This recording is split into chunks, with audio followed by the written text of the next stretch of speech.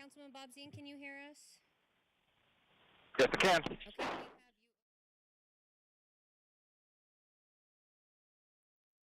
Great, thank you. Please.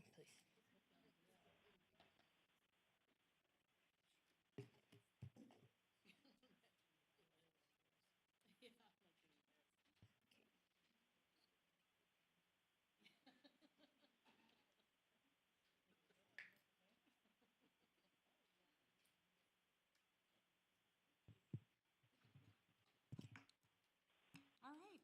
Good afternoon, everyone. Thank you so much for joining us. I think, Madam Clerk, are we waiting on anyone else? Madam Mayor, I believe we have everyone present. We're missing a planning commissioner that I am not expecting. Mr. Olivas, is he? But you do have a quorum of your Okay. planning commission, so we can begin the meeting. All right. All right. Thank you very much. I appreciate it. All right. At this time, we're going to start out with the Pledge of Allegiance, and I would love for Sherry to lead us in the pledge.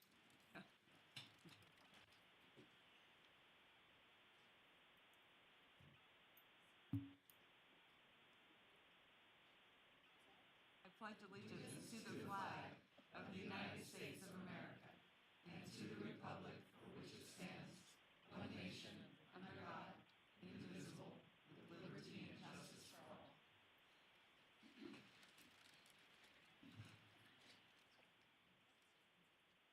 All right, we are going to call the roll. Before we do that, I think we have some new Planning Commission members. Would you like to introduce yourself?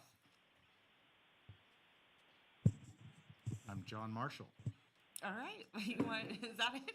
Is that, you want a full bio Well, or just short, The mini sweet, bio would be good. 10 seconds is good. I'm, You've served on a committee before, you're very engaged. I was on the charter You did very committee. good. I do planning in my day job with the Tahoe Regional Planning Agency.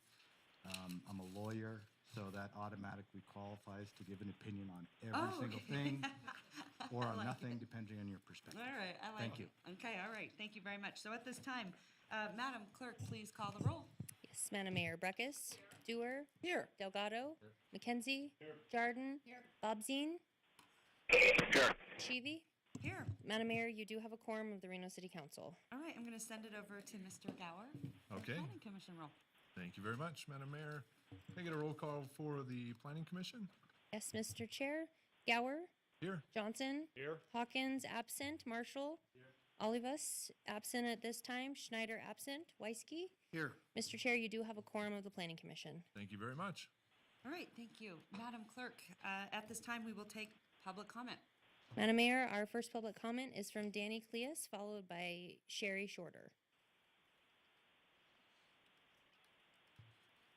Need the overhead.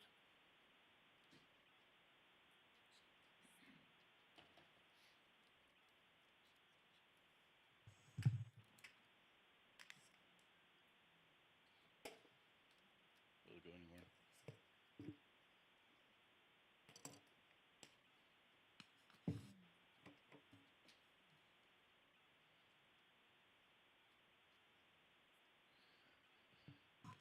My name is Danny Cleus. I live in Lemon Valley, and I'm very concerned of what's going on out there and where you guys are building and the master plan for all this building. As you can see, I drew a line. One says front of the valley, one says back of Lemon Valley, one says Swan Lake. The back of Lemon Valley has always been 1+ acres for housing. Front of the Lemon Valley has always been subdivisions. Now with the Prado Ranch project that you guys are allowing is there in yellow. They want to change the zoning for light industrial. That means 6 warehouses that they have planned. 6 warehouses doesn't go with 1 to 2 acre lots. Any subdivision back there doesn't go with 1 or 2 acre lots. We've talked to everybody about it, but yet still wants to go. This developer wants to push for the rezoning of it, and he wants to start building as soon as he can. One thing, you're gonna have trucks going down Lemon Valley Drive, past all those subdivisions, 24/7. It's not gonna work for the noise. Next, he wants to build all that property up. As you can see with this line right here, that's all flooded area right now, still to this day. FEMA floodplain is a little bit smaller than that. You fill that all in with dirt, where does it go? It goes right back here into Swan Lake, which then pushes it back up into this development and pushes back up into my development. Just 2 days ago, we had a little rainstorm, 15 minutes. It flooded the people on Idaho Street again. That's 4 times in 1 year. I want to remind you, in 2002, 2003, there's a little bit over 12 inches. This year, we have over 13 inches. It's just an inch difference.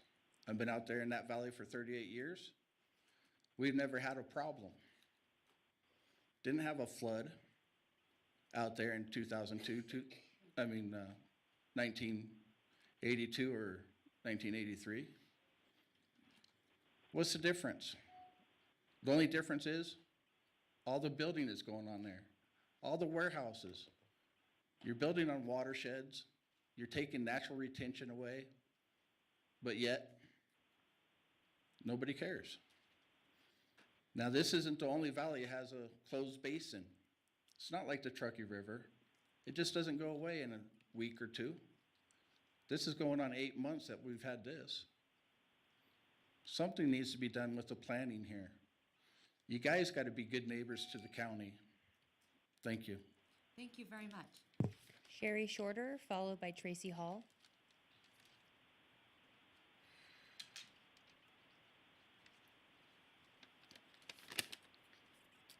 I don't have anything to put up, so I'm here representing the Lemon Valley Swan Lake Recovery Committee. And like Danny's map showed, I'm actually in the section that's right next to where those warehouses are going to go. And that's definitely going to put water into our neighborhood. And I would like to ask you to stop uncontrolled urban sprawl, especially in closed basins like Lemon Valley. And I would like to ask why you're even considering a major project like Prado Ranch, building in a flood zone and pushing water into onto Lemon Drive and into county residents.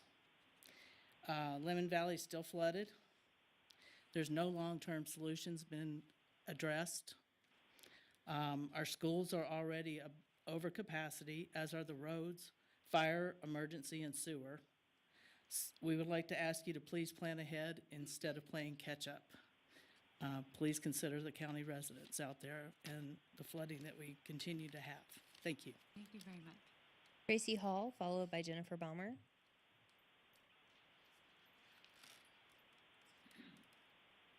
Hi, my name's Tracy Hall, and I live in Lemon Valley. I'm still in temporary housing. I did submit some pictures for you guys to see. Those pictures were taken at different dates, and as you can see, the one that was just taken a few days ago, still water in my yard. I go out and check on my home. Every time we go out, we find a new issue. You know, we pay property taxes for our land out there, just like you guys all do. And I can't live there. You guys all get to go home. I don't. I appreciate the temporary housing that not you guys provide, but the county has for us. I appreciate that. But it's not my home. My horse is still boarded 2 valleys over. I have to drive to see her. It's not fair. It just isn't. You guys want to put more building out there. When we moved out there to be in a rural area, you're taking that away from us. You don't take the residents into consideration at all. And to us, it seems like as long as you guys are pocketing some money and making some money off of what goes on out there, you do that and you walk away. It's not your problem anymore. I've been out of my home since March. It's not okay.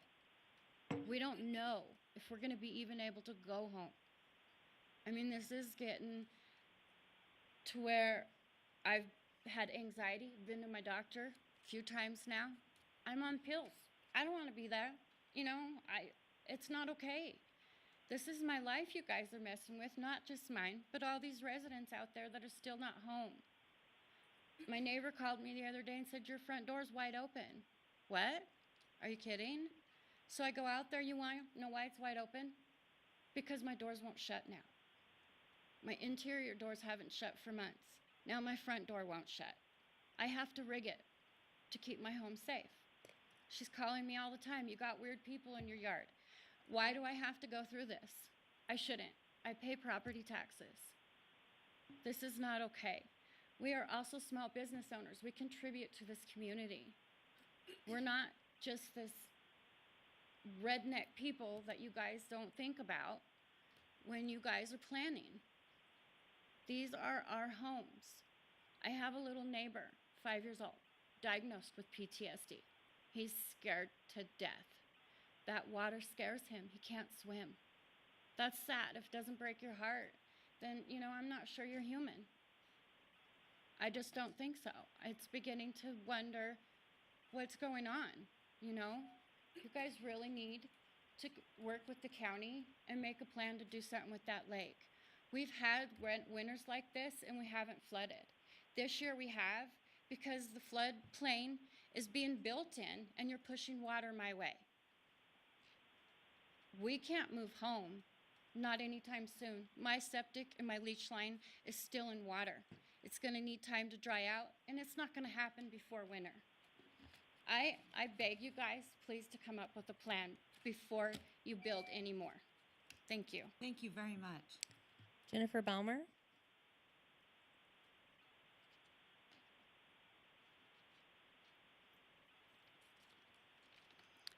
Hi, my name is Jennifer Baumer. I live on Tarraco Court in Cold Springs, and I wanted to talk about Stonegate.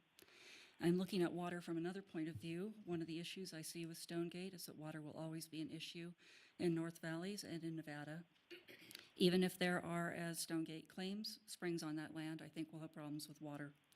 Fire, as we just saw in Cold Springs and Red Rock, is going to be an issue. More residents increase fire danger. Building right up to the tree line also increases fire danger, just like we've seen with all the other developments that have built right up into tree lines. At the last meeting that I attended, the Stonegate PR person said we'd be all welcome to come to their community amphitheater. If you walk up the street on Crystal Canyon, you'll find that most of us don't even play music outside. If people do, it's kept low, it's not all day. We like the rural, we like the cowbirds and the crows and the blue jays and the meadowlarks and that sound. We don't want to hear somebody else's concert on somebody else's time. And you put an amphitheater into those valleys, we're going to be in a natural amphitheater. We're going to hear it whether we want to or not. With traffic, I was trying to find the statistics. I'm a freelance writer. I still wasn't able to find what I was looking for. But if you go up to exit 80 at drive time in the evening, there are a lot of times it's backed up onto 395. If even a quarter of those people leave the valley, and according to their consultant, probably they're not going to, I don't know where those people are going to work then. But if even a quarter of them are trying to get home at the same time, you've got 1,500 more cars on the road. You're going to have more traffic backed up onto the freeway, you're going to have more traffic jams, and you're going to have more accidents. The Stonegate PR people claimed that they are donating land for 2 schools in case those need arises to build those. It doesn't work that way as far as I know. I believe that the school district will have to approve and build the schools with funding that they get through regular channels, and that the land will just sit there and eventually be awarded back to Stonegate, which will build more houses on it and bring more people into the valleys. It's not a gift that they're generously bestowing. I believe they are required to donate land for the schools. I believe it's the same thing with the parks, and if they are going to be building parks and landscaping them with leafy trees and green grass, then they're messing with an ecosystem that is all scrub and sage and pine. Also, light pollution on clear nights from where we live, you can see the Milky Way. Put 4,000 more living units into the valley, we're going to see their street lights and their headlights and their porch lights. I am begging you, please don't do this. Please appreciate the beauty of this place that we live more than the money that it will bring in. Thank you. Madam Mayor, I have no further general public comment today. All right, thank you, Madam Clerk. right, next item, Madam Clerk. Madam Mayor, the next item is approval of the agenda, and I would request separate motions from each body, please. Okay, sounds good. At this time, may I have a motion from my body? Motion to approve. Second. So I have a motion and a second. All those in favor say aye. All those opposed? Motion carries unanimously. And I will send it over to Peter Gower. Thank you, Madam Mayor. Commissioners looking for a motion to approve the agenda. Commissioner Weisky, so moved. Commissioner Johnson, second. Have a motion and a second. All those in favor? Aye. Anyone opposed? Motion carries unanimously. All right. Madam Mayor, our next item is B1, a presentation on draft master plan. Okay, great. I appreciate everyone being here today. This is exciting. Clarion Associates, you guys have done a tremendous job, so thank you so much. At this time, I'm going to hand it over to the one and only, our Assistant City Manager, Bill Thomas. Thank you, Madam Mayor, council members, Planning Commission Chairman, and Planning Commissioners. Bill Thomas, Assistant City Manager. I'm going to give a brief introduction before we start into this process. I did want to let the Planning Commission and the City Council know that this is the sixth and last joint meeting. This process that we've used in the development of this master plan has been a little unique in the sense that the Planning Commission and the Council have been working together. We believe that process has been very successful at focusing comments and suggestions and understanding where you're all coming from by having these joint meetings. But after we conclude this meeting, we will actually step into the more formal state-mandated planning process whereby the Planning Commission would look at the final product and make a recommendation and decision that would be forwarded up to the City Council for concurrence. Today's meeting will serve as a checkpoint as we draft the review of different parts of the plan. The specific focus of today's meeting will be on the implementation plan and the growth and reinvestment framework, so the last two chapters or pieces of the city's new master plan. We will follow the format excuse me, that we've used in the past meetings. We have an introductory presentation, which I'm doing now, followed by the two items for discussion and possible action. And then our plan would be to take public comment at the end of each of these two presentations. I'd like at this time to introduce our master plan consultants who are sitting to the right of me. Darcy White, the Director of Clarion Associates, Charlie Brennan, an associate with Clarion Associates, and then lastly, Matt Prosser, Vice President of Economic and Planning Systems, Inc. We also have, again to my right, Eric Jensen, our Community Development Director, and Sienna Reed, who has done yeoman's work on pulling this all together. She is, in fact, the glue and the person who does everything to make these happen. So I can't emphasize how much and how important she is to this process. So with that, I would like to also introduce, similar to what we've done in the past, our facilitator. We do have a facilitator. Fortunately, Haley Blonsley, who's our facilitator, has been involved with us from very early on, and she also facilitated the last meeting. So just a reminder, as we get into discussion periods, we've asked her to help facilitate the conversation from the dais so that we can be productive and we can allow everybody to have their opportunity to speak, because we are trying to fit this discussion in a 2-hour time frame. So with that, I will turn it over to Darcy. Good afternoon, Madam Mayor, members of the Council and Planning Commission. Good afternoon, Madam Mayor, members of the Planning Commission and City Council. Again, Darcy White with Clarion Associates. Very pleased to be here this afternoon to share with you the last two remaining components, as Bill mentioned, and to, hang on, we're going to get our presentation up here.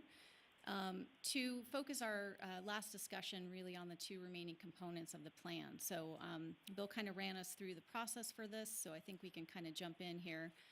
In terms of where we are, as you all know, we have been at this for a while, and we appreciate all of the time and the willingness to kind of have these joint meetings with us. It's been tremendously helpful to the process. We've had a chance to work through all of the components of the plan, refine those, bring them back. So we do now, although we're not kind of focused on the big picture today, wanted to confirm for you and for the audience that we do have the full draft of the plan available one of the things we talked about early on was the need to really simplify and streamline the plan. I have a visual here for you of our before and after of the kind of the existing master plan and kind of where we are today. So I think we've really focused on the usability and kind of trying to work through that. So we're on the home stretch and pleased to have this discussion. Over the last couple of days, we have had our last round of public input meetings. We had a community meeting on Tuesday night as well as last night. Those were both well attended. We also did a follow-up meeting with the development community. We met with our regional stakeholders yesterday afternoon, so that public input process has continued throughout this last stage of the game here. So in terms of the parts of the plan, you now have all reviewed everything but the last two here. So we worked through the citywide policies, the area-specific policies, and we're going to focus in on the implementation plan and growth and reinvestment framework. So that is all available online for the public to review. So in terms of kind of getting to this point with our remaining two components, this has really been work that's been underway since, really since May. And we have been working through with the city departments individually, kind of working through the implementation strategies. Sienna has also been working, and others, kind of closely with the Planning Commission. Had a great meeting with them, work session last week on Thursday night to kind of go through these pieces. We've also had the comparison mapping tool available, and this is, it's one component of the master plan, but a really important one. So that tool has been online since mid-May. And that's something Sienna, again, has been kind of taking the lead to work through comments and questions as they come in and working with the Planning Commission on those. So in terms of kind of, getting to these drafts, they've been through a lot of refinement and review through our process so far. So this is kind of getting down to the final refinements. In terms of kind of community input meetings, from here, I mentioned the open houses last night. The next step and kind of final step with the community is really for staff is going to be taking the plan starting next week to the Neighborhood Advisory Board. So they will go to each of the 5 wards, have an individual meeting with those groups and really kind of explain the plan to them, give them another chance to kind of ask questions and get familiar with and provide input on the draft. We will also have an online survey available as we've done throughout the process starting next week that will give others an opportunity to weigh in who aren't able to attend a meeting in person. The land use plan map tool will also be available through really for the next month. So until August 25th, we'll be continuing to take public comment that will then get evaluated and folded into what will ultimately become the adoption draft that each board considers. So we are moving towards a October-November timeframe for plan adoption. Before we get to that point, wanted to spend just a moment. Bill mentioned this is our last joint meeting, and so from here, kind of have a couple different paths, but we want to make sure that we emphasize that, just as the public's going to have additional time to kind of weigh in and provide comments, obviously as folks kind of have a chance to sift through the materials, you may have other thoughts and questions that come up. So we are suggesting as a target date, if we could get any kind of written comments that any council member or planning commissioner might have around August 11th, that would allow us some time to kind of work through those revisions. We're hoping that if there are any kind of policy level concerns, with the plan as it stands today, kind of the components that we're focused on, that we can hopefully bring those up in the meeting today where we have the benefit of having all of you together and can kind of discuss those. We realize we may not be able to get final direction on everything, but that would be our hope is that, flag the bigger items today. You still have a chance to kind of weigh in on any of the details over the next month or so. So what we will be doing with the comments that come out of this discussion, as well as the public comments and any follow-up that you have, we will be doing a red line draft. We've heard from folks it's just a lot easier to kind of understand what changes have been made, how feedback has been integrated. So we will make that available to all of you as well as to the public as kind of a last step before we go to the adoption draft. So you'll get a chance to kind of take a look at that. Staff will be doing another round of briefings in September for those of you who want to have that chance to kind of talk through that and get a sense of what the feedback was from the NABs, et cetera. So we do have that kind of extra step built in before we get into the adoption process.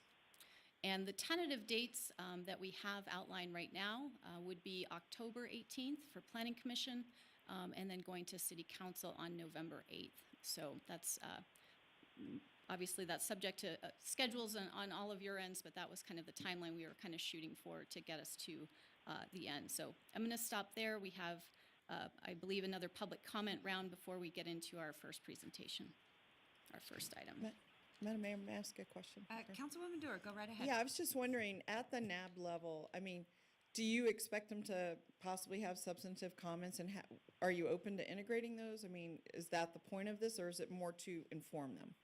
So we will continue to be taking comments up until August 25th, and the NAB meetings are part of that. So absolutely, we want to make sure that, you know, everyone is aware that it's out there. If they haven't had a chance to review it, to provide feedback, and we'll certainly be considering all of those comments. I guess I'm wondering in terms of the considering. Let's say they take an issue with something and want something else. You know, do you have a process to consider it fully and potentially make a change, integrate it, or, I mean, you have such a weight sort of built up in one direction. You know, here's the draft. I just wondering how you're thinking it through. So we really, so for example, coming out of the last 2 rounds of meetings we had over the last couple of days, we assemble those comments, we talk through them.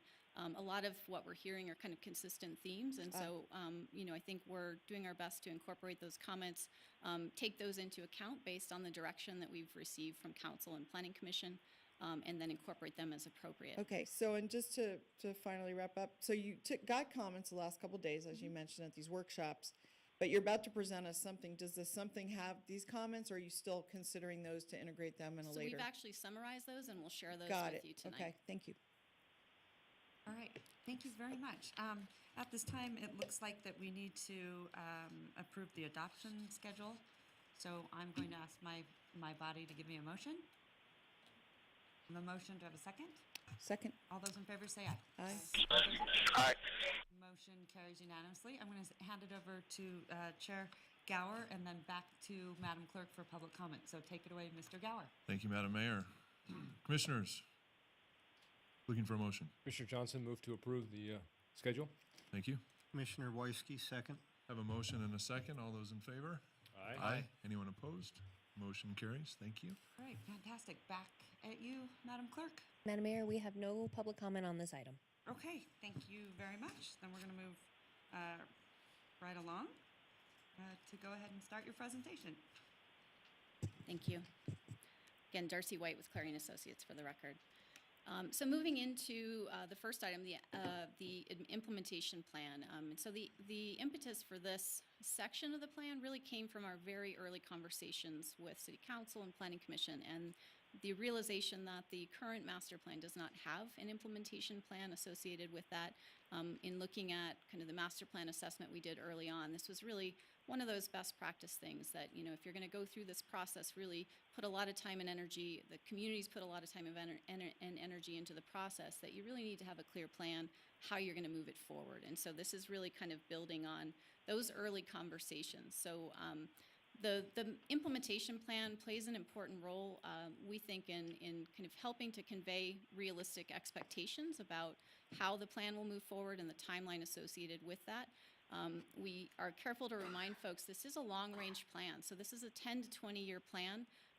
We're often faced with you know, very pressing issues kind of in the immediate future that we're trying to balance, but also keep an eye on that long-term vision. And so in the implementation plan and the discussion that we'll have today, we'll try to kind of highlight some of those more near-term considerations, but also remind folks that there needs to be an eye on the long term and not everything's going to happen overnight. So we've also really emphasized in the implementation plan roles and responsibilities. There's a lot of different people within the city and outside the city who, you know, kind of play a role in the master plan's implementation. So throughout this process, we've worked very closely with city departments and the partners in the region, others who play a role in that. But we also think it's important, just from the standpoint of just conveying to the community at large, kind of the role that different entities play within the city and within the region in components that really kind of play a role in the master plan and the vision. So the implementation plan is organized into 2 parts. We have set of near-term priority initiatives that we've identified that are intended to be the focus over the next 1 to 2 years. So those are kind of the more pressing issues. We've continued to hear interest from the community and stakeholders about through the process, and really kind of underpin a lot of the potential success of the master plan over time. And so these are things that, one could argue everything in the vision is important, but I think the need to really kind of hone in on where to start is important.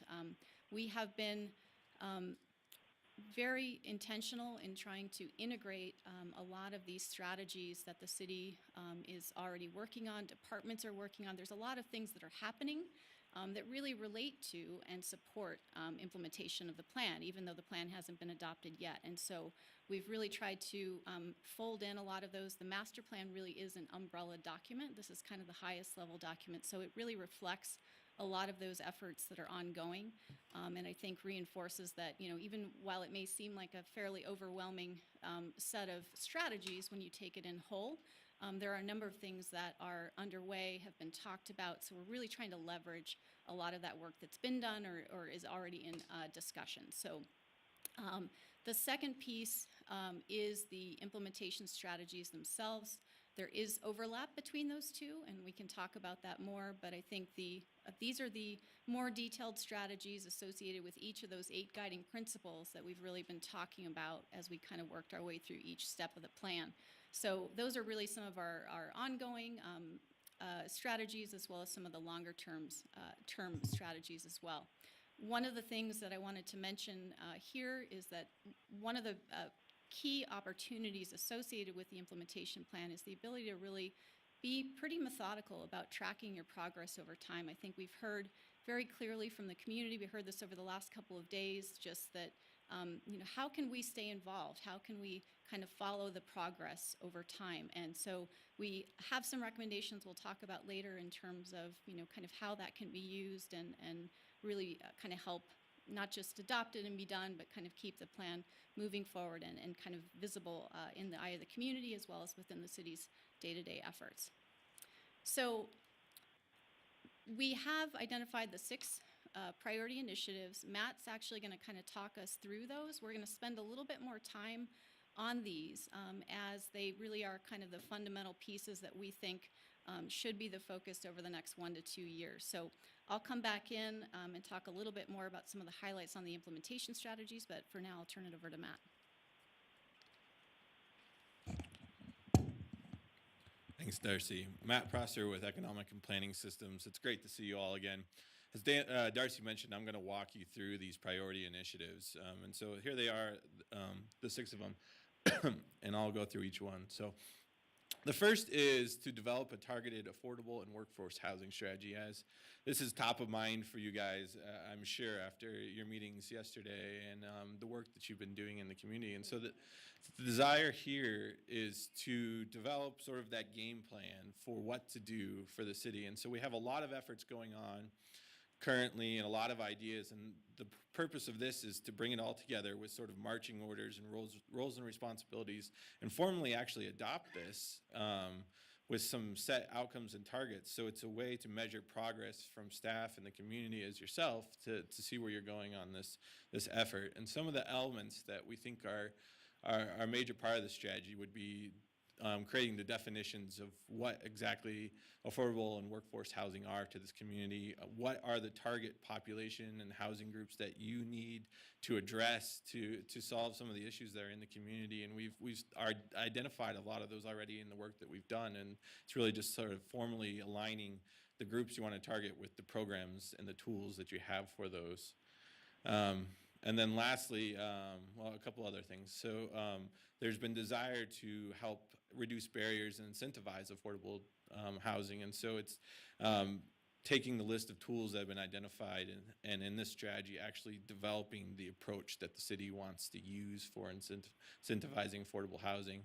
And lastly, also, how can you maximize the partnerships and the different entities in the community and leverage everybody's funding towards this big issue that never really has enough money for it. And so that's a big priority of sort of formalizing that partnership and ways to get funding within the strategy. The second initiative is really a thing that every community does coming out of their master plan. It's aligning your guiding land use document and policies with your regulatory tools. So ensuring that your annexation, your land development code, your zoning is reinforcing the policy that you have. And so that'll be a major step coming out of the master plan. Clarion Associates is going to be doing a code assessment to identify the key changes they think need to be made to make sure the alignment occurs. And so that'll provide a guidance and framework for the changes that staff will have to make over the coming year or two. And so some of those things that will be looked at will be, again, zoning, making sure that the design principles that we've gone through are reinforced in your regulatory documents, reducing barriers to local food. That's a big issue that a lot of community folks have voiced support for. PUD requirements, open space, ADUs, those are some of the things that can be addressed through this process. The next is continuing to advance the implementation of the Downtown Action Plan. Obviously, this is another big initiative for the City Council. And you already have a great action plan. I'd like to say it's great. I did work on it, so I'm a little bit biased. But so continuing the strategies that were identified in there, but also folding in sort of the land use and sort of place-based elements that are more, that fit more with the master plan as well. So some of those zoning and infrastructure-related considerations are actions we've developed. And so you really, as you know, the main initiatives that are going on in terms of downtown is really helping to foster and support this new downtown management organization. And then the other things, like I mentioned, are really those land use-based things. So making sure that the zoning and the land development code are supporting urban infill development, aligning with the new downtown districts that were identified. There were talk of what to do with vacant buildings and lots. So we have identified some strategies for addressing vacant building and lots. So it's creating programs out of those suggestions. And then also there's a desire to look at historic properties in downtown. And so that's sort of a next step to keep that downtown momentum going. The next priority initiative is to demonstrate the city's commitment to a responsible and well-managed growth. And so we know that in the future there will be continued pressures to grow outward and also continued desires and pressures to grow and infill and redevelopment. So we have numerous actions, as you know, policies and actions in the implementation plan to try to further reinforce the desire to do infill and redevelopment, but also this desire to guide growth in the greenfield areas to make sure that it aligns with our goals and policies that are in the master plan. And so there's a lot of actions that need to really be done in the near term to make sure that we're providing that tightening the city's approach to growth and making sure it's reinforcing the master plan policies. So some of those specific things are looking at PUDs and establishing and enforcing time limits and phasing policies so that entitlements are just out there forever and not easily able to be changed to match with changing market demand. Requirements for PUDs to incorporate more of the master plan goals and policies, requiring a fiscal impact analysis for large projects to ensure that large projects on the edge of the community aren't creating a huge impact on the city that's unknown. And another one is looking at the sphere of influence and starting to talk with our regional partners about how we can perhaps change our sphere of influence to better reflect the reality of the amount of land that we need. Currently, right now, it's very big and there's a lot of land. And so what are steps we can take with our partners to make that be more of a realistic area for growth? And then there's some more in-depth analysis of some infrastructure deficiencies that need to be looked at. So specifically, one issue is sort of the central quadrant. We had started doing a fair amount of analysis looking at if there was major sewer issues in the central quadrant. And what we quickly learned that it was a pretty complicated issue and really needed a full deep dive. That's something that we couldn't do in the master plan. And so that's an example of a couple of these sort of area-specific things that we need to look at to make sure that our land use plan that we've developed and these policies that we developed can be supported by the actual infrastructure that is there. And a couple more of these priority initiatives related to well-managed growth. You're currently already starting to explore the idea of a variable rate structure for your sewer impact fee. So it's continuing that work and seeing if there's a way and if it's needed to better align that impact fee with the costs that are generated in different parts of the city. The next is completing the sustainability and climate action plan. That's a big priority for you all, and we wanted to make sure we highlighted it here, but there will be definitely actions and ideas coming out of that plan that'll also need to be implemented in the near term. But that we wanted to let that process continue and not sort of get in its way. And then lastly, establishing a monitoring framework for the master plan. As Darcy had mentioned, it's really key to you put all this work into trying to sculpt a vision for your future community. You need it's really a key part of the work going forward is to monitor your progress and make sure that you're working towards the goals that you've set. And then two more. So as a reminder, the current master plan doesn't have an economic development section. And so the addition of an economic element is a new thing. And so we feel that there's a place for an economic development strategy to be developed for the city to further refine and support and better clarify some roles in terms of who's doing what in terms of economic development in the region. EDON, obviously, and the Governor's Office of Economic Development doing a focus on attracting businesses, especially primary employment. But there's a role the city can play too.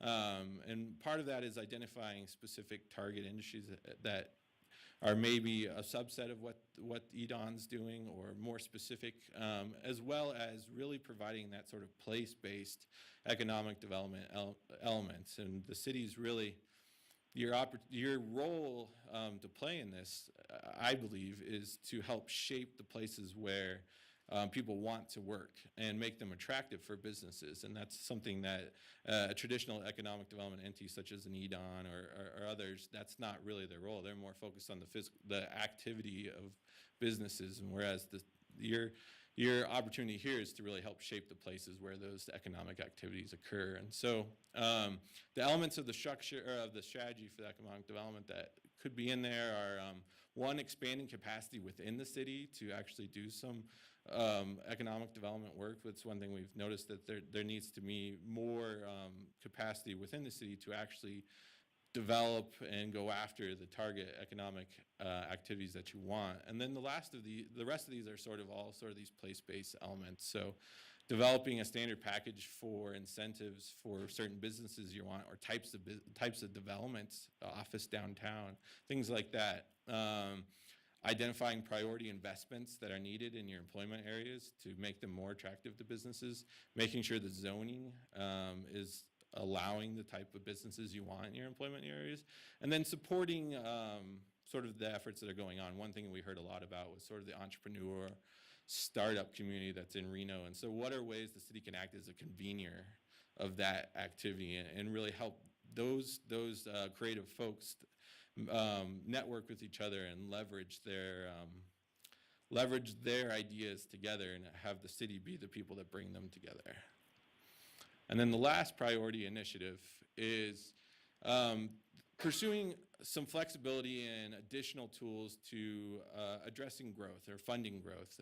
As you know, the state of Nevada has fairly few tools for cities to use on their own to help fund and finance future growth. And so there's a couple of immediate actions that you could take to try to create some more flexibility. And one of those is looking at changes to the impact fee regulations, allowing them to be a little more flexible, perhaps changing the time periods for when they can be used and when improvements need to be built. And then also looking at the approach to property tax that the state uses currently, which it has a major impact on the fiscal health of the city, and also is, in my opinion, in a way that sort of encourages more growth. It kind of, you need to keep growing to keep up because of the depreciation. So those are the two sort of key areas to look at in terms of more flexibility and tools.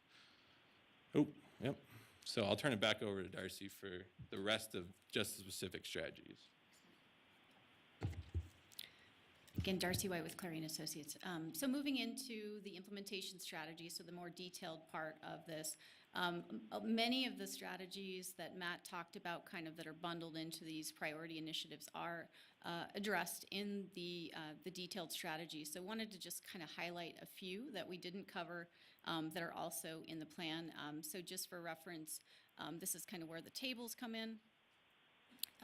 And so we've got these organized by goal. So anyone who's interested in kind of seeing, well, what are we recommending to support implementation of particular goals can kind of reference that. We've got the different roles called out, timing, and then also resources needed. And so this is kind of a high level way to get a sense. Are we talking about allocation of staff time? Are we looking at needing outside funding?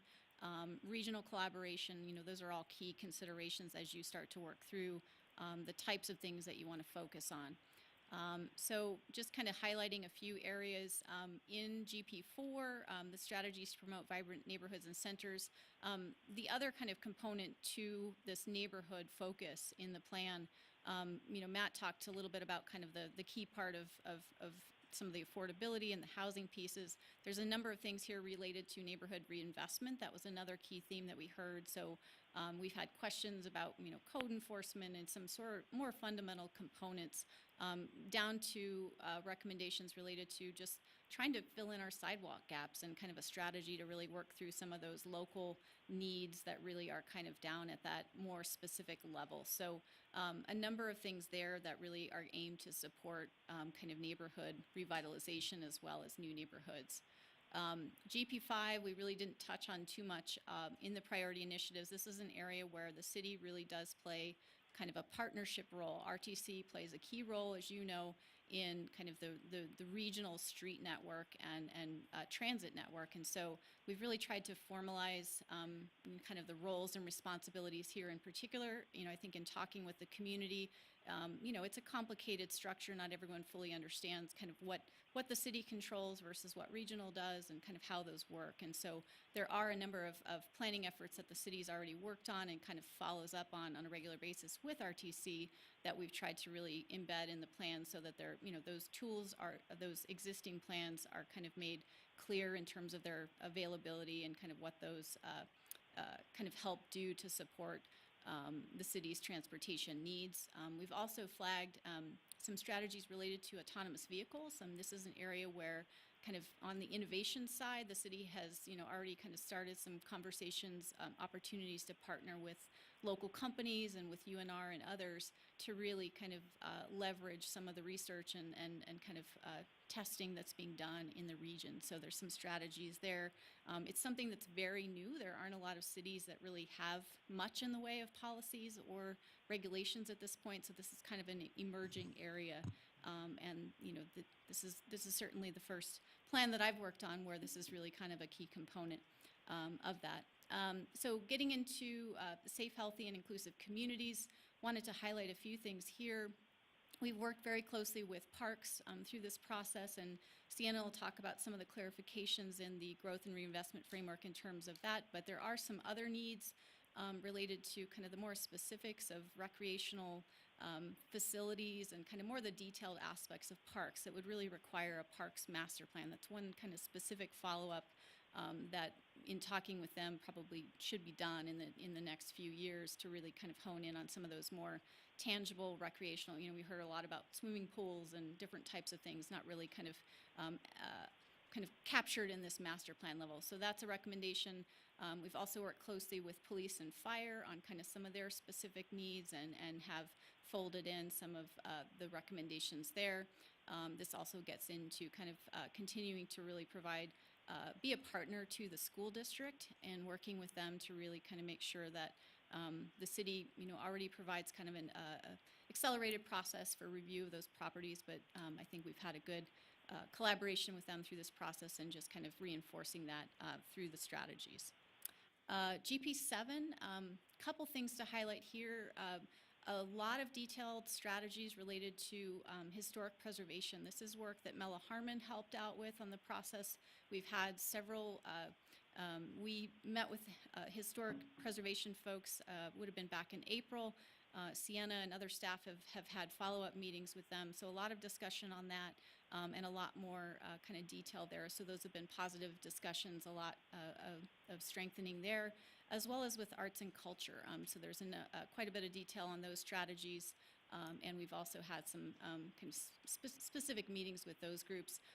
This section also gets at some of the more environmental considerations in terms of thinking about things like wellhead protection areas, trail alignments, some of those more tangible things that really play into the overall vision and kind of support for that vision.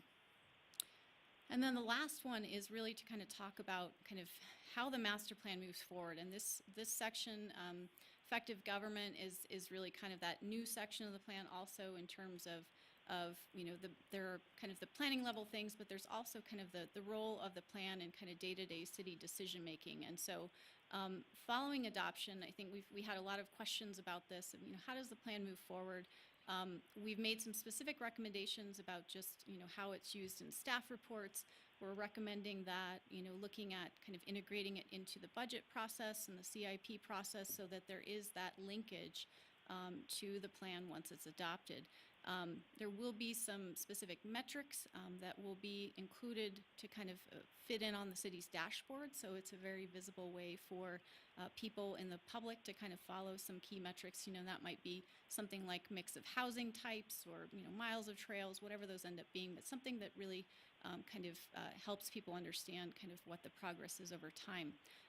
It's also important to recognize that there's a lot of work that goes into putting this together on the staff end through the process, but following adoption, I think there is going to need to be kind of a concerted effort to really, kind of keep that momentum going. There's a lot of effort that the community's put in and a lot of interest in the community and staying involved, as I mentioned. So I think looking at ways to really keep them informed and engaged in plan implementation would be a really great way to kind of see the plan forward. So moving into kind of what we've heard on this particular section so far, as I mentioned, Sienna had a lengthy workshop with Planning Commission last Thursday night. Lots of smiles. So a lot of specific comments that came out of that meeting, and we'll be working through those as part of that red line. But a few things that we wanted to highlight. I think a lot of great suggestions to improve clarity on a number of things. General discussion regarding the resources needed to implement the plan. That kind of gets back to kind of we are going to need some staff support to really carry it forward and kind of dig into the details on this going forward. Some helpful suggestions on kind of highlighting which priority initiatives are actually in the implementation strategy. So that's kind of a technical thing, but certainly something we can address. But the one that I did want to really flag for discussion today is the recommendation that Matt presented 6 priority initiatives, and Planning Commission is recommending that we break out the kind of sustainability focus from the growth initiative and kind of make that its own initiative. So that's something we would definitely like to get feedback from this group on today. In terms of the community meetings over the last couple of days, I think overall general support for the priority initiatives. A lot of the things that we've been talking about are reflected, and that was our hope, in that we were capturing those. Definitely interest in kind of the monitoring. I think we heard loud and clear annually would be preferred in terms of at least a check-in to kind of say here's where we are and kind of what we're focused on. The community would really like to see that. We've also continued to hear kind of similar themes, I think, through support on kind of some of the downtown initiatives, a lot of interest in some of the specifics. A number of people that have been involved in the Downtown Action Plan came to our public meetings, and so a lot of the questions that have come up are in the plan, addressed in the plan. So many of the things that I kind of flag here are things that we've tried to address so far. The fee support for looking at the fee structures, big questions, and a lot of kind of continued desire for clarification on just how infrastructure funding works and kind of ties into things. So a lot of questions there. Ongoing concern about the North Valleys and some of the questions that have been raised there. And then just overall support for some of the strategies related to outdoor access, recreation. So, definite interest in a lot of the, real specific things like the sidewalk gaps and just really kind of more tangible things that people see needs for. So with that, we're going to shift into discussion. I'm going to turn it over to Haley.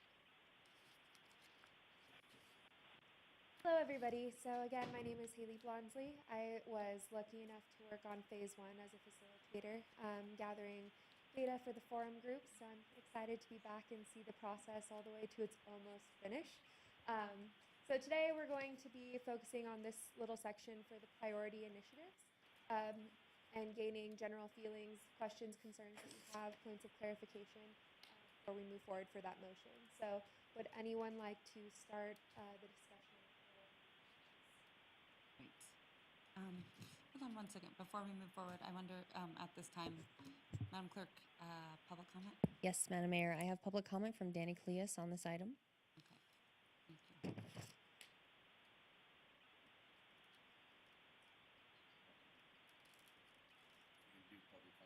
Yeah.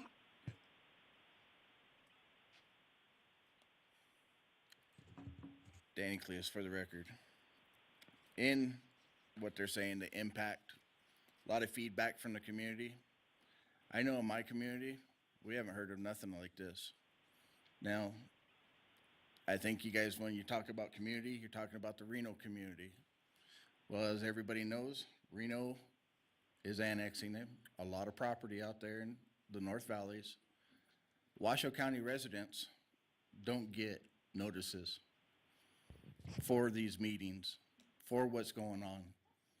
Luckily, this flooding has brought a lot of us together, and one person usually spreads the word what's going on. Impacts. Here's a good one. Hines Ranch backs right up to Peavine. That's where they want to put Stonegate. Our wildlife lives there. The country lives there. Another one, Prado Ranch.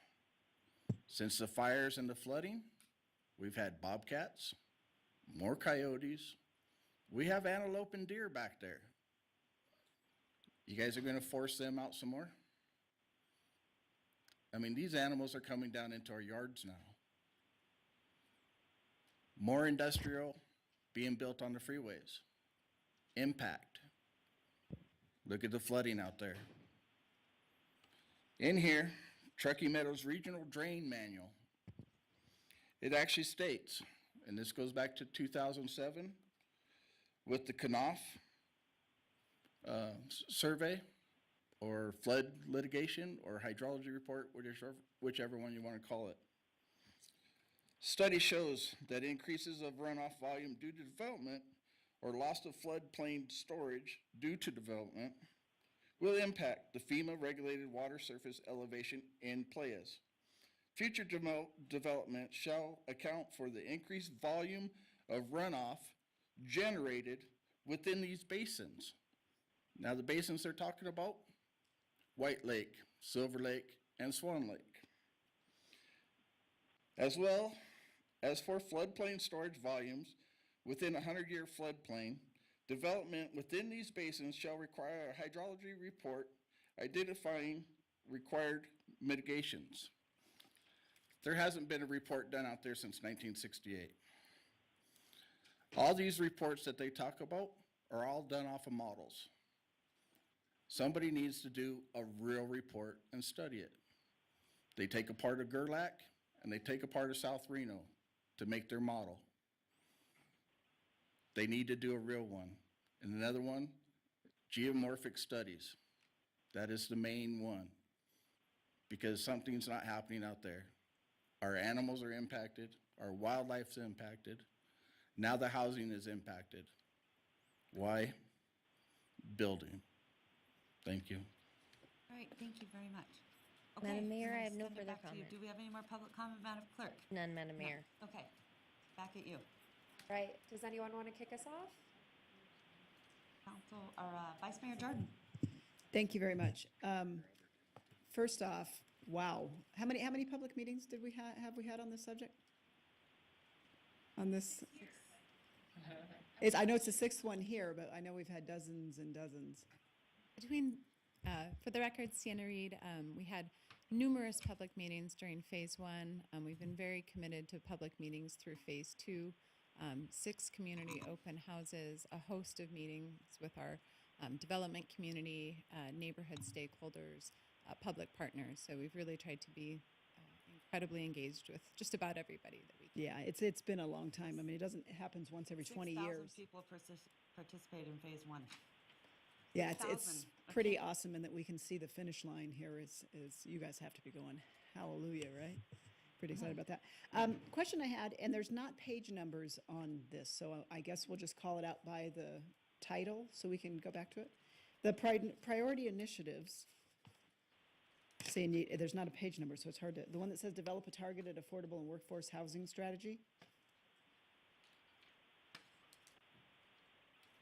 You want me to go back to it? Yeah, if you don't mind.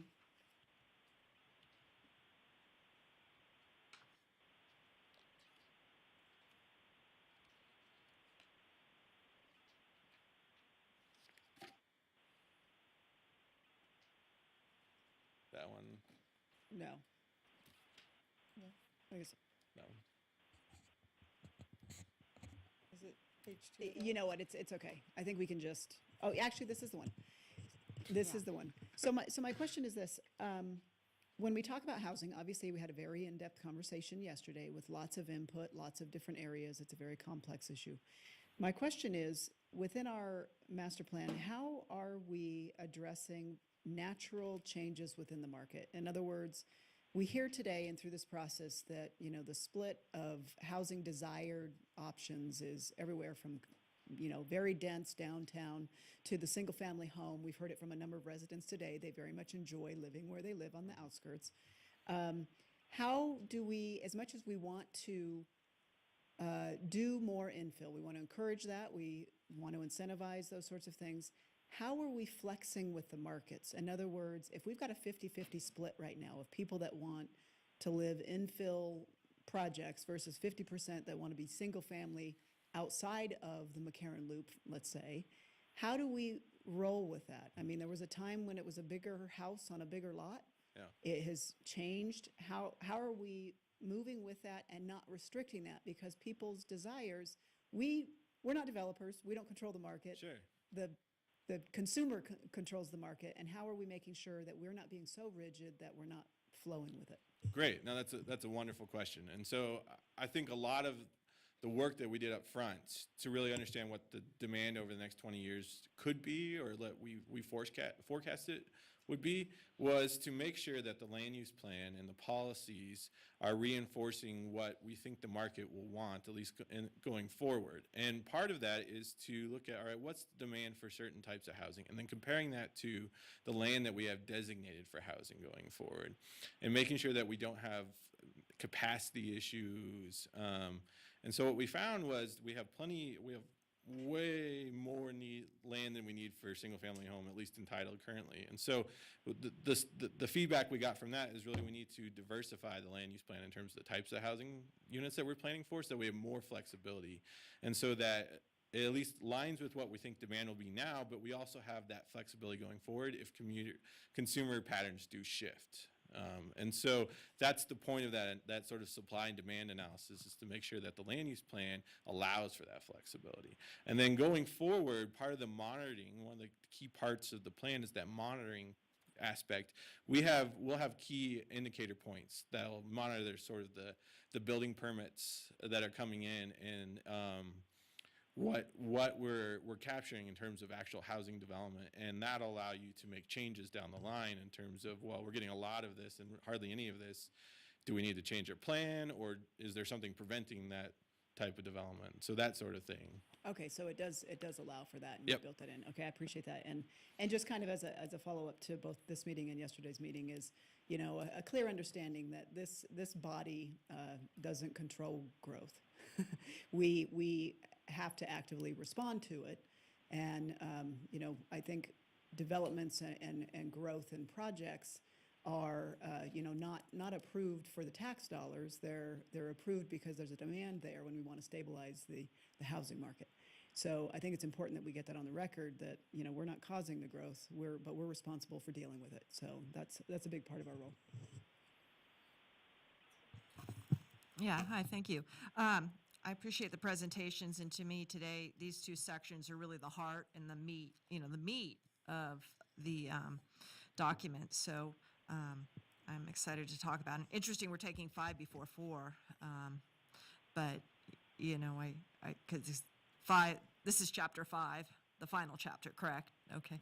But I think on the question of implementation, I look forward to an implementation section, but I think that NRS in the regional planning statutes require annual reports.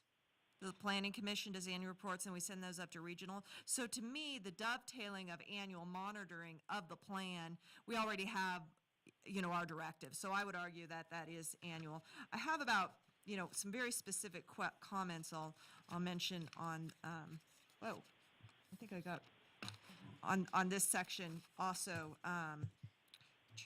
Madam Mayor, can I call a point of order, please? Can the Planning Commission, Go right ahead. as a reminder to planning commissioners, you only have 4 present, which is a quorum. If any of you do leave, we need to recess the Planning Commission meeting. Thank you, Madam Clerk. Thank you. Usually it's the council that messes up. What's up with that? So I'll take it. I realized that when I got to the bottom of the range. Usually the council scrutinized, not the planning commission. That's good. Somewhere in the document, and I don't see it in local economy, I don't see it related to downtown, and it could also be in financing. We're absolutely silent on the RDA, the role of the RDA, as far as I can tell. And we just got, through the legislature, a bill to extend the life of our RDA. And it's big discussions, fiscal implications, because it's a tax diversion of some, for general fund. It's implementing downtown if we use it as a tool, and I just don't see it. So I just wanted it can go in 3 chapters as far as I'm concerned. I just don't see it.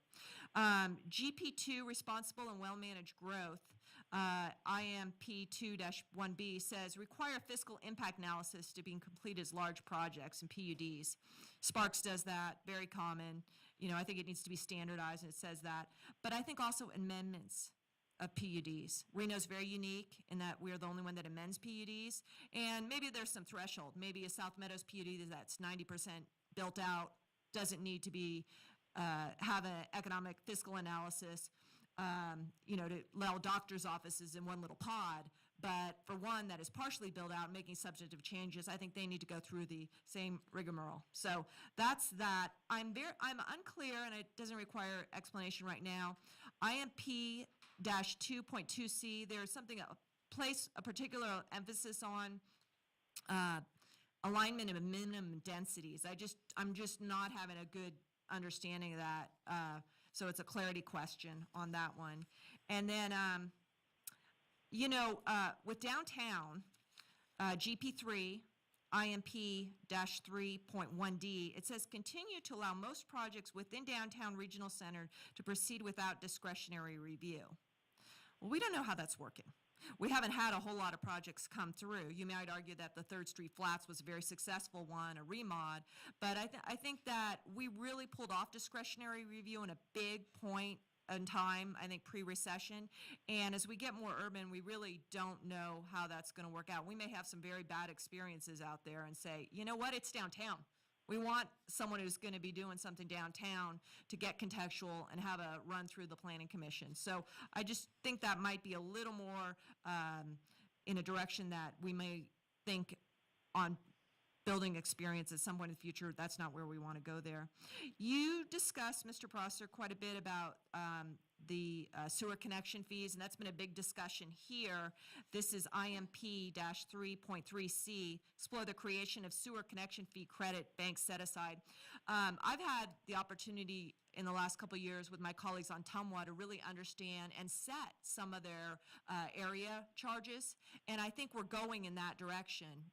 And that's what I presume that to mean. So, and I hear from the development community, why do I have a sewer connection fee of the same price for a studio versus the 3,000 suburban home. I think that's true. But I also think that as we get further, and we have two sewer providers, Washoe County and Reno, that we really need to divorce and split the area charges to the different systems. That's where I'm going in my direction. And unfortunately, I think that the agreement, even on rate structures between the county and the city, has some offsets. So I think there's some urban Reno sewer users who are paying a little bit more, or there was an equalizer for a while on the county sewer rates. So I think we really need to drill down into the economics and equity of, you know, who has what system and what conditions who's going to pay for what expansion, et cetera.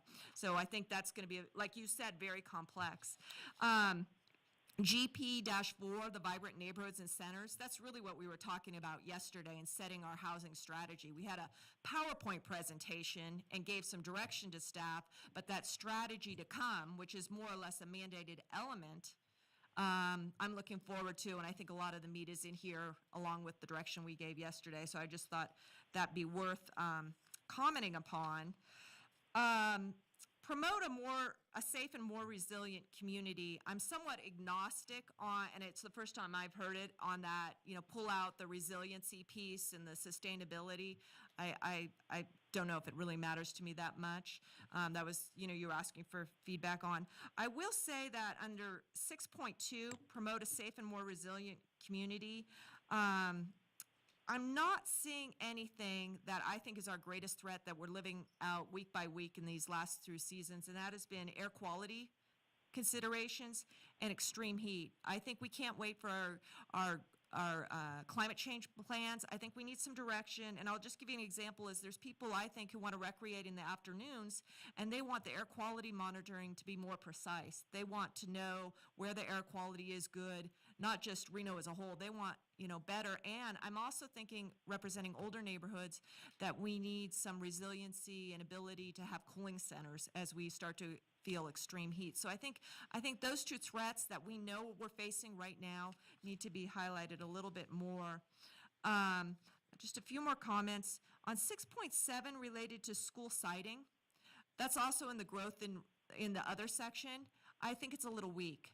I think there's some discussion that school siting is important for neighborhood identity and you know, the linkages of the neighborhood to the community. But I also think that there needs to be some discussion that school siting decisions, of which there's a few going on right now, which are case studies, needs to foster master plan goals. If you're putting schools out on the edge of the community, which, you know, are not the most resilient in areas that you can't respond to, they're destroying habitat, you're going to have problems. They're not well served by walking or so on. And so I think that we need a little stronger guidance on that, because we provide services to those school siting choices. Very quickly, Councilperson Breckus, you've put a lot out there for people to discuss. I just want to give people a chance to respond to what you've already put out there. Okay, I have one last comment, if I could just make that, and that is, under the neighborhood piece and meaningful citizen involvement. I think we need to have some discussion about a neighborhood recognition program and neighborhood associations and fostering those and neighborhood identity. And that's something I've been working on at MyNab. And so I was hoping we could maybe get something in there. And I talked about that with the Fountain District that's being created in Ward 1. And so I think that our different neighborhood associations need some recognition and a program on that. So thank you very much. All right, thank you, Councilwoman Breckus. I appreciate your comments. I think you made a lot of very positive comments. I know Councilman Bobzian would feel probably a little differently on the Climate Change Action Plan. I'm so glad that it's in there. I do think it should be separate. I also think Councilwoman Breckus made some great points on air quality. Certainly, we've all felt it recently, correct? But moving forward, I do want to just stress to the council and commissioners, so that everyone gets an opportunity to speak. I'm going to be a little strict on the 3-minute rule that we sometimes put in place, because I want everyone to have that opportunity. So would anyone like to comment on what Councilperson Breckus presented to us, especially in terms of adding maybe the 7th priority initiative? It seems like there's some discrepancy on whether to separate that. I just want to say I'm completely supportive of adding the 7th. I think I brought it up in my one-on-one with you yourselves and said, I think the comment was sustainability was threaded throughout, and my comment was that without its own separate section, I didn't think it was highlighted enough. And so I'm really pleased to see it myself. I think it really puts a spotlight on how important that is to our, so I thank the Planning Commission for taking that on and making those comments. I think that was really good. We have you. I just had two more things. One is I'm very sensitive to the comments that have been made on flood mitigation and those issues on growth. You know, many people know I've been involved in flood planning for a long time, and I think the speakers made really, really important points that we need to address. If it was just me by myself, I'd be looking at a flood storage mitigation area, you know, zoning that area is very similar to what we did in Reno for the UNR farms, where we have, you can't build in that area unless you compensate. You have to provide compensating storage. So each amount of fill that you put in the floodplain, whether it's an industrial building, a house, a walkway, a berm, whatever it is, it's taking up space. The points are very well taken. You need to build compensating and excavate a like amount. We already have that in Reno. It covers 9,000, 15,000 acres. We have it in Reno from I-80 all the way down to Huffaker Narrows. And so it seems and some of that area is, you know, managed by the county as well. You know, it's right at the county-city interface, so he's done it before. And I just think it's something we should talk about because, you know, it is a closed basin to the point. And in that kind of environment, every bit of fill that you add is going to impact someone else. Every bit of fill, unless you excavate a like amount. So I'd like to, I don't know if it fits in here or where it fits. I don't really know where flood planning and those kind of concepts are. We have a section on natural resources. I don't know if it fits there. And then lastly, I just wanted to convey, and I'm probably sounding like a broken record, not a sore loser, but broken record, which is that the arts and culture community continue to speak to me about having the importance of having the words art in one of these key principles. I read this section on arts and culture, and it has more to do with directing people to make a plan, you know, make a plan, make another plan. And I don't know that they were quite feeling, there's another section on the history which really relates to culture. So I don't know what we can do. I'm gonna, again, just challenge the team to consider it. I've not heard the end of it. And I think they're continuing to send in comments and letters. So thank you very much. Those are some small points, but thank you. They got their well. They don't get words in the plan. I get it. Would anyone like to comment on flood mitigation or perhaps adding the word art into one of the guiding principle titles? Yes, Chair Gary. I'd like to comment. I'll just jump in on the arts piece, if I might. I absolutely respect the folks that are making the input and admire their concerted efforts, but I do think that the Planning Commission struck the appropriate balance on that, and that we shouldn't get too worried about word count in the final document. So I'll just leave it at that. Thank you. Commissioner McGower, would you like to comment on that? I didn't have a comment on the art, so if we wanted to continue that discussion, we can. I wanted to go back to the sustainability topic if we We could. can go whichever direction you want. You're up. Okay. I just wanted to clarify where the Planning Commission was coming from with the addition of that seventh priority item. And we agreed as a commission that the idea of sustainability and climate change was sort of peppered throughout the document. The one thing that we thought could be emphasized was using those tools that are being developed, the sustainability plan and the climate action plan, to support the decision-making for the things that Councilwoman Breckus, you're talking about, the air quality concerns, some of these climate-related concerns that we have as a community. If we have those tools in place, then we can make decisions based off of them. So the idea was to prioritize the completion of those, emphasizing those as important tools for decision-making. So that's kind of where we were going with that. So not necessarily separating it out entirely. So, I mean, we agreed that it's a hugely important theme and something that the city should be focused on, and it is throughout the document. But with that seventh priority item, it was having those tools in place to be able to support the decision-making. Is that how the commission remembers the discussion? Mr. Chairman, Madam Vice Mayor, if I may. Yes. Commissioner Weisky, I would just like to add on to that, Chair Gower, that, you know, we, the Planning Commission, feel that it's a very key, sustainability is a very key, important aspect of priorities.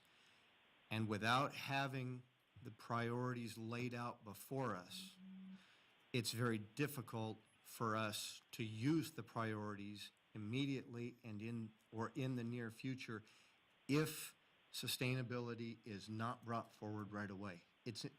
We feel and felt that it was that important that we made an issue out of it last Thursday night in our workshop.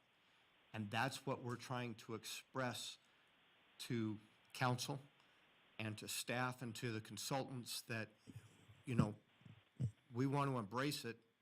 We want to use it. Please bring it forward as quickly as possible. Don't let it hang out there. Thank you. Madam Mayor.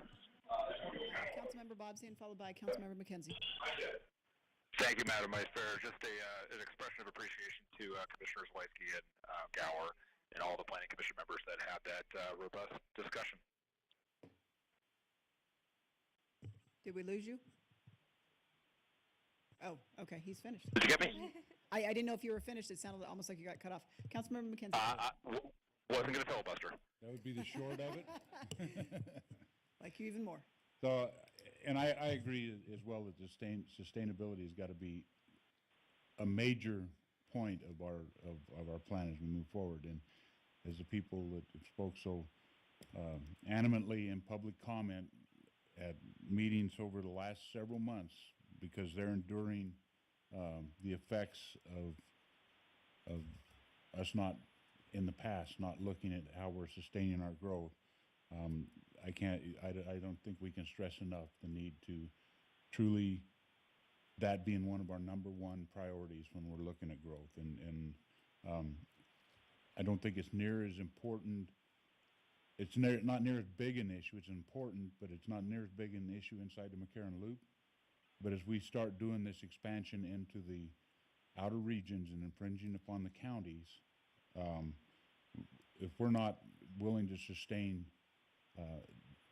this city and that makes it the city it is, then we're doing something wrong. And along those lines, there's a couple of places I think that we have contradictions within the stuff we're putting forward in the plan. For one thing, we talk and we hear a lot of developers talk to us about the fact that because we don't have infrastructure, it impedes growth. So then on the other hand, we're talking about reducing the funding mechanisms to develop that infrastructure. So, and I told 2 or 3 developers this, we can't have it both ways. We can't build infrastructure without money, but we can't reduce costs for those impacts if we're going to build the infrastructure. So, and we actually contradict ourselves in the plan about the fact that we want to make sure that we're expanding infrastructure to sustain growth, but at the same time we're looking at ways to cut the fees that fund that growth, those improvements. There's the discussion on the flood up there, and this is something I've asked, that we work on developing a plan for those closed basins, because the closed basins are not the same as UNR farms. Right. When UNR farms tops over, it runs into the river. These closed basins hold the water forever until it evaporates.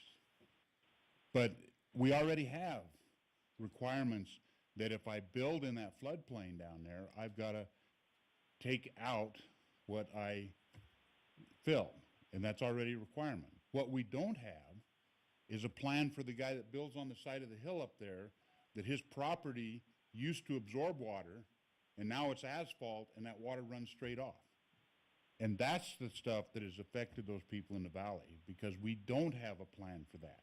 We're trying to manage water in a closed basin the same way we manage it to go to UNR farms. And it's not going to go into the river from up there. No matter how high the water gets, it's not going to make it into the river, because it's going to run the other way. Before it gets there, it's going to run out into Antelope Valley. It's not going to run into the Truckee River. So we have to have something in our plan that addresses that. The other thing that I found as I read through this, we've got this huge emphasis on the airport properties and planning around these airport properties. But there's nothing about how we mitigate the impacts of that. Because the airport does not pay taxes to support their growth. So when they build instead, we're going to get no dollars for police, no dollars for fire, no dollars for roads, no dollars for anything to support their growth up there. But we want to make that a priority in our master plan, to have development that is not funding itself for us. And I have a real problem with, that's what EDON's doing to us on steroids. EDON just does it for 20 years. This is going to do it into perpetuity. So if we're going to see growth on those airports, there has to be something in the plan of how we sustain that growth. Again, we're talking about sustaining growth. We have to be able to sustain that growth.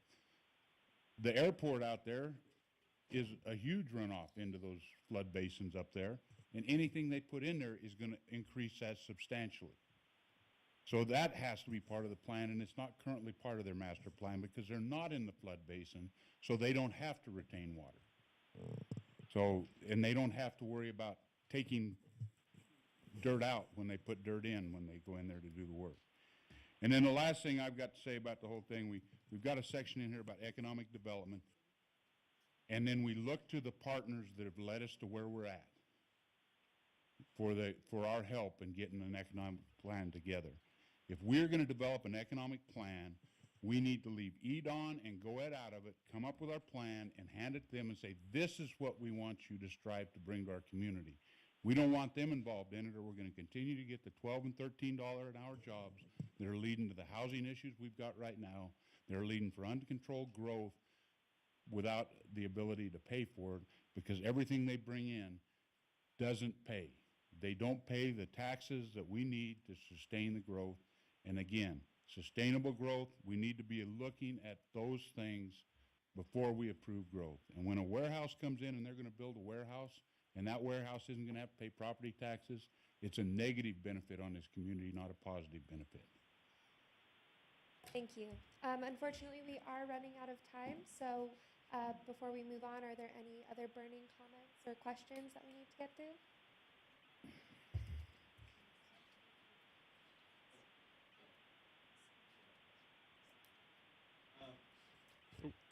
So to your point, Councilmember McKenzie, in terms of the economic development strategy, I'd like a little bit more feedback from the rest of the council and perhaps the Planning Commission. The way we sort of envision it, well, with EDON and the Chamber and other partners sort of being the entities that were consolidated to do economic development for the city, and I believe you contribute funds to them. So we were thinking it would be sort of a partnership, not to ensure not to step on any toes, but the amount of direction and lead that the city takes is sort of up to you all. And so we were sort of thinking as a collaborative effort, which is how you interpreted it. And now, so my question is, do we have more support for sort of the approach of the city sort of kind of crafting it on their own and then going to EDON and sort of working out how to make that work? Because that is, in my mind, it's an important distinction in how we sort of word it and how it's sort of executed. So, and maybe not necessarily has to be decided today, but it would be good to hear feedback. Yeah, I mean, I'm anxious to move on to the next chapter, because to me, that's the meat of the whole document. But on the economic development, I mean, we have, from a budgetary resource, we have an economic development department division of 2 right now, and we haven't had that in a lot of years. So, you know, they need some marching orders. I represent business districts where, you know, they want the environment for their business development along the lines that you prefaced the comments. So I think that I think we do need our own economic development strategy. We need to do that. And then when we write a contract and make a decision to budget, you know, them or join memberships to the chamber, which I don't think we have any, then, you know, we figure out, are those relationships advancing our strategies and our goals? And, you know, maybe we apply for an EDA grant or something. I will say on that North Airport land, from a land use map position, is I questioned that at our last meeting, whether or not, because we're going big out there. And I did question whether or not that was the right approach to go. And sounds like You know, it's still outstanding, and maybe when you bring up the document, the narrative to the document really fleshes out a little bit more to all of us what that's going to look like. What are the, because I said, hey, we're saying go UNR, go Stead Airport, you do the plan, and we'll adopt your plan. Your plan is our plan. And I felt that was a little bit too much free leverage, too free riding for them. All right, thank you, Councilwoman Breckus. Any other comments? Go ahead, Vice Mayor. Thank you very much. And I know we've had this discussion about EDON in the past, and the vote with the majority of the council was to move forward with a partnership with EDON. And I think it's important, now that we do have 2 people on staff for the city of Reno for economic development, and with our representative on the council, Mr. Delgado, being active on that board, that we have an opportunity now where we can really partner with and shape and maybe better refine and define what we want to see with regards to economic development. I don't believe in throwing entities, whether it be the government entity or EDON, which have brought a lot of jobs to our community, throwing the baby out with the bathwater. I think it's important that and we've had this discussion at length about how we clarify with them what we believe, what we would like to see. They have indicated they want to be that partner as we move forward. So I'm not in favor of saying we go it alone. I don't think we have the complement of resources and the expertise to do that. But I do believe that we play a more active role now that we're staffing up a bit in that regard to make sure they're clear on what we do and don't want to see as we move forward. And I would like to add, I think EDON brings something completely new, unique than what the city can bring. They spend hundreds of hours with these companies and even startup companies, right? So I do think they add a lot of value. I understand Councilmember McKenzie's comments. I appreciate them. I do know you have heartburn over them. However, they do play a big role in the community. I think maybe those are conversations you can go and address to the EDON board that might be helpful. However, they do add a lot of support for starting entrepreneurship, and I've been constantly meeting with a lot of tech companies, manufacturing, logistics, warehousing.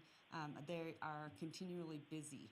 I don't know how the city of Reno could take on sort of that craft on its own. There's no way financially we couldn't do it, and I also don't think we have the expertise to do it. They also work very closely with the governor's office, and so it's just we're sort of one step away, and I do believe that they serve a very pertinent function. So, thank you.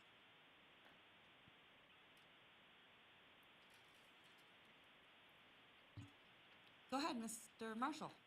I was unclear of where we are on the agenda. Are we moving off of the implementation Well, document? I think they wanted some direction on how we felt about the economic development entity, and if that's something, that was my understanding. I think we we got enough direction. If we Yeah. felt like the economic development piece was something we wanted inside or outside, correct? Okay. Yeah, I think we I got hope direction. that clarifies. Yep. Okay, thank you. Could I just make and then you wanted to move on to the growth management, and so could I just make one comment on I think links up some general comments here about how the implementation plan is framed. And a lot of, I think we had some discussion about this at the Planning Commission. A lot of what the implementation plan does is really say, here's what we're going to do to achieve our goals of the master plan. And personally, I felt they were written a little too, without enough teeth to really say, if you're going into like a budget process or you're going to some other process, to say, yes, we are going to commit to doing these things to implement the plan. And instead, they're kind of drafted more on develop a plan, and then that's in the near term. And so I'm a little worried that we're putting in a lot of effort to create this great document and these implementation measures. And if there's a way to make these the commitment to these measures, particularly for things like affordable housing or some of the real priorities of the council, to make them a little more, have a little more bite than just let's just put down a near-term date or develop a plan, but really have some more concrete objectives or concrete dates in getting them done. That was Okay, good comment point. I'd like to make. Great points. Okay.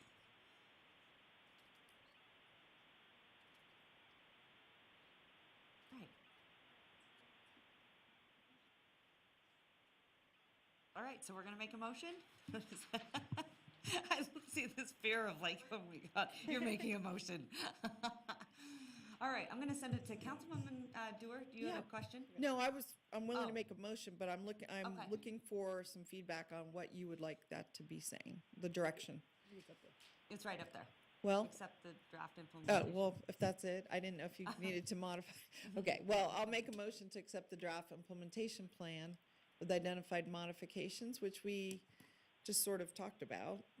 We haven't really identified modifications, but we've sort of reinforced some of what you've come up with. So I think one thing to clarify, I think we heard general consensus that the adding a seventh priority initiative related to sustainability, I just want to confirm that that's part of the motion as we've interpreted it, just to make sure we've got that right. That'd be part of my motion. All right, great. So accept the draft implementation plan, including a seventh priority area called sustainability, to be integrated into the next plan draft. All right, thank you very much. So I have a motion from Second. Councilwoman, a motion from Councilwoman Dewar. I have a second from Councilman Bobzien. With that being said, all those in favor say aye. Aye. All those opposed? Aye. All right, motion carries unanimously. I'm going to send it over to Commissioner and Chairman Gala. Thank you, Madam Mayor. Commissioners, looking for a similar motion from the commission. Mr. Chairman, Commissioner Weisky. thank you. I move to accept the draft implementation plan with identified modifications to be integrated into the next draft plan, including a GP 7 for sustainability as proposed by City Council. Thank you. I have a motion. Do I have a second? Commissioner Johnson, I will second that motion and agree with the recommendation. Okay, thank you very much. I have a motion and a second. Any further discussion? Yes, please. We had talked and I don't know if any of these changes have been reflected or some comments that we talked about. In particular, looking at implementation 2.1 and 2.2 about looking also at incentives for moving development types from the location where they may not be, they've already been approved with either a PUD or some other zoning, and moving those entitlements into centers, providing some sort of incentives for that, as well as encouraging infill within a particular area. So it's trying to take advantage of whatever planning options or creative development opportunities to say, okay, maybe we have in the past zoned or approved a PUD in one particular area. What are some incentives we can get that type of development into centers to not only emphasize putting incentives in centers, but also incentivizing the movement of either whether you call it density or some other planning device into centers, so that we don't have some of the conflicts that we have perhaps out in Lemon Valley or other places. So another creative way to still recognize entitlements that are out in outlying areas, but providing some sort of economic incentives for developers to use those and bring those within city center. I don't know if that comment received any feedback or.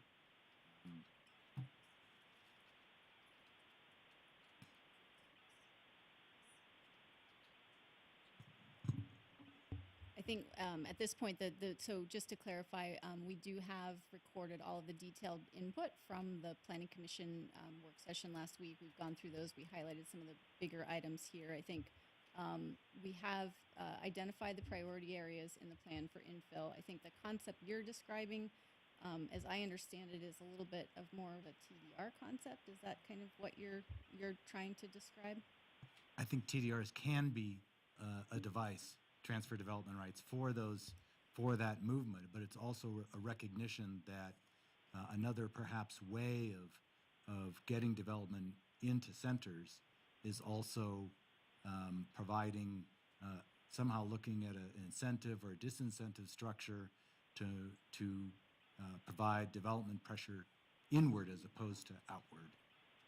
So, and I think the approach we've taken in the plan is really to try to, there's a number of strategies that look at, Matt talked about, we really need to understand more clearly what the infrastructure barriers are in the infill areas. So the areas that we have identified as our priorities, removing the barriers as much as we can. I think as we've talked about tonight, the plan really does try to provide that balance between infill and greenfield. And so, I think the goal of incentivizing infill, but not necessarily thinking that greenfield is going, sort of the concept of transferring densities really kind of relates to kind of protection of open lands and, agricultural traditionally. So I think in those established PUDs, I think that's not, that's something, it's a pretty big policy question we'd need to explore further. But I think the fundamental premise of the plan is really to try to narrow down the areas where we're trying to prioritize infill and to remove barriers in those areas and focus our infrastructure investments and those types of things in those areas in particular. So I take that was a very civil way of saying, no, we're not planning on adding those things. I think it's open for discussion. I think that was not something we, expected to kind of make a decision on immediately. That's a very big discussion. Okay, thank you. Mr. Chairman, I believe that because we've been told, Commissioner Weisky for the record, that our discussions are under consideration and will be brought forward to us in the next draft, that the motion that I made will include those along with several other things that haven't been discussed today, but we're tracking them. We've even asked for a special tracking document so that we can make sure our items of concern are being dealt with, that the motion and second made covers it. Perfect, thank you. Thank you, and I wanted to confirm with staff that the process from here forward allows for the discussion and the consideration of items that Commissioner Weisky and Commissioner Johnson are alluding to. Yes, for the record, Sienna Reed, absolutely. I think what we're trying to do, we have these incremental checks along the way to get feedback. We're going to be in a process of revision. We are trying to flag as we go along today some of these major policy issues, get clarification as we can. I think as Darcy outlined, moving forward with some type of program that transfers density from existing approved developments into kind of centers or corridors would be a very big policy shift. It's not something that we've built into the plan. We can certainly kind of frame that out a little bit more as we move forward, and that would ultimately come through. It may not be in the actual red line draft that moves forward to Planning Commission and City Council, but we'd be flagging it as a discussion and be looking for Planning Commission to provide a recommendation and then for City Council to discuss that as part of the adoption draft. So, we have been fairly lucky along this process. We haven't had too many huge outstanding policy issues just yet, but in our minds, that's how we'd like to bring them forward because, when there are really big shifts like that, we need everybody to weigh in. So definitely want to flag that opportunity will be there, but for a big policy issue like that would have potentially be kind of a complicated program with administrative staff time associated with it, we just need to frame that out for everyone's consideration a bit better, and that's something we can do moving forward. Okay, thank you very much.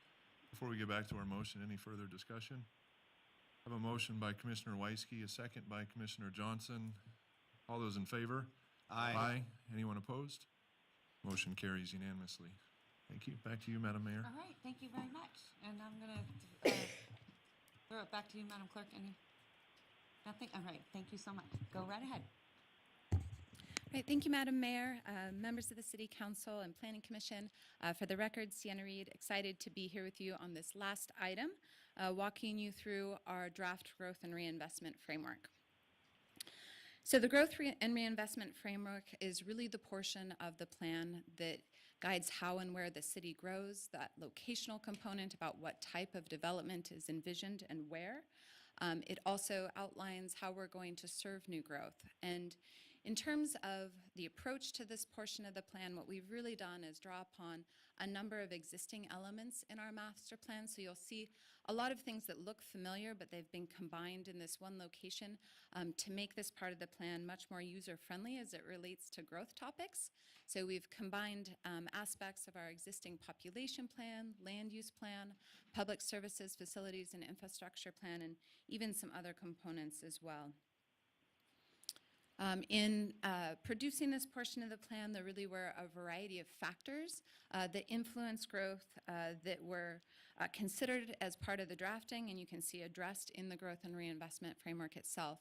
So first off, one of these is that the city is growing. We are experiencing population growth and will continue to over the life of the 20-year plan. What we know from population projections is that we anticipate about 62,000 new residents over the next 20 years, bringing the city up to over 300,000 people.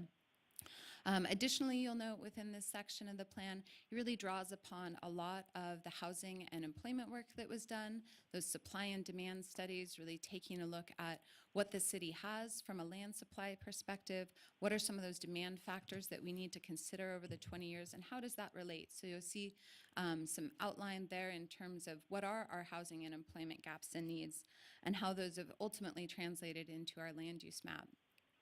Other factors influencing this section of the plan, existing entitlements. A lot of our outer footprint for development, as well as larger projects, that was set before the Great Recession. And so those entitlements are still valid, and they've been carried through and will continue to influence the type and location of growth that we see. And then further informing is just a need to continue this balanced approach to infill and redevelopment along with greenfield development. The community has definitely given us a lot of feedback on wanting to see more revitalization, more infill and redevelopment, but we are going to need both as we look to accommodate population growth moving forward. So the two key elements that comprise the growth and reinvestment framework are our land use plan, including land use categories and a land use map, as well as our concurrency management system that looks at how future growth will be served from an infrastructure and services perspective. Focusing first on that land use plan, you'll remember from previous direction at other joint meetings that we were moving forward with a plan to expand the number of proposed land use categories as part of this updated planning effort, really kind of increasing from 8 to 12 and phasing out the use of a special planning area master plan land use. The reasons for that, the benefits behind that, are really looking to convey that big picture view of what the city has already planned and what's anticipated for the future, helping us to also track land supply and what we're approving. Does it take us in one direction versus another, and just have a better sense of how we're moving forward in the future. And then also address some compatibility concerns that can be real challenges as development and review comes forward. So urban-rural interface issues, also just the interface between different types of development like industrial and residential. So these new land use categories are going to help us take a more context-sensitive approach to each of those issues. You'll also note in our updated land use map that we've incorporated direction that was provided at our December 2016 joint leadership meeting to incorporate to incorporate this employment plus housing nodes concept along North Virginia Street and just south of the Reno Stead Airport. Additionally, we received direction in that joint meeting to overall be more specific about where we want employment uses and where we don't, but wanted to remind you that we had also received direction on this concept as well. And so on this slide, what you can see is our draft land use map. It's also in your meeting packet. The new land use categories were applied, really trying to translate as much as possible to reflect what is on the ground and what's planned.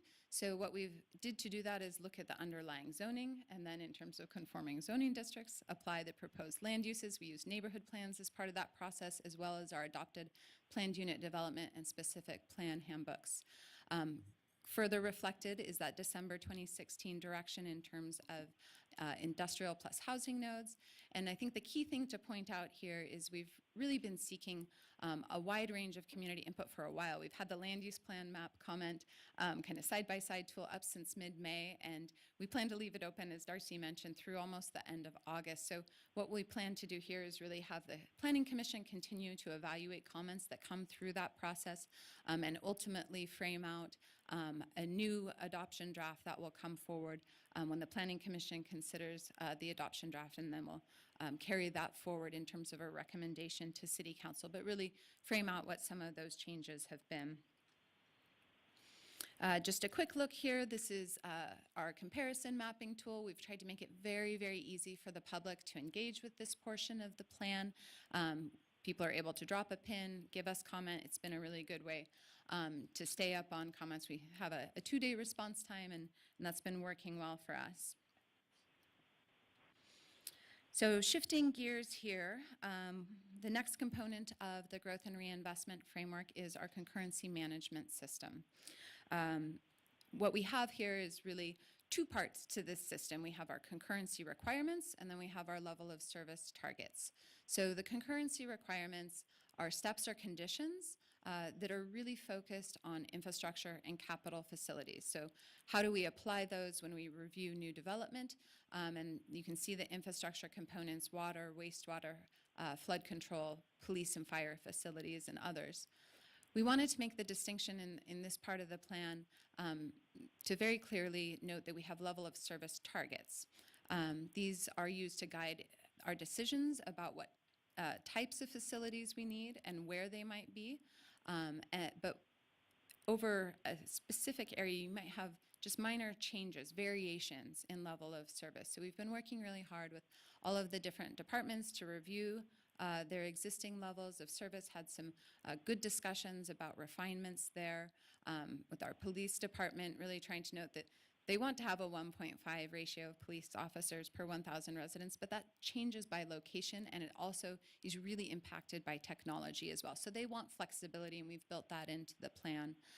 We've also been doing a lot of work with fire, parks and recreation, so really tried to integrate all of those kind of updates into this portion of the plan, and note that we're using level of service targets to help inform development review. We should also be using them as part of our long-range planning efforts, as well as other kind of subsequent efforts to take a look at how our level of services are doing on a more frequent basis. So I really wanted to stress here with this portion of the plan, it's a very critical component. It outlines how we serve new growth, and we're all very concerned about that. So we've tried to make it as user-friendly as possible. One of the components that's going to help is a kind of a responsibilities for infrastructure provision table, really a quick reference. It's separate and distinct from concurrency requirements, but should help to also provide the public with a greater sense of who's responsible for what within our city and region, and it is complicated, so hopefully we can provide some clarity there. Can I ask you a question on this one, Madam Mayor? So could you just give us an example of a level of service target? And you started with police. So have you proposed a level of service? So included in the draft for each of police, fire, parks and recreation, you will see those level of service targets outlined. And so for Give me an police. example of one. Do we have one available? Oh yeah, absolutely. I'll just go ahead and shift there really quick. I mean, I guess I'm questioning if we adopt this, we're adopting all of the level of services that you've presented, and should we be having a big discussion about that? I mean, That's a really good point. So we have built from the existing level of service standards that we have in our existing public services facilities and infrastructure plan, been working with the departments to note where there might need to be additional flexibility or additional clarity. So we haven't changed those, but what we have tried to frame out is that they can vary a little bit by geographic location, and that there are other like I was mentioning, those technology components that can help either enhance level of service over time, and that things are just a bit fluid.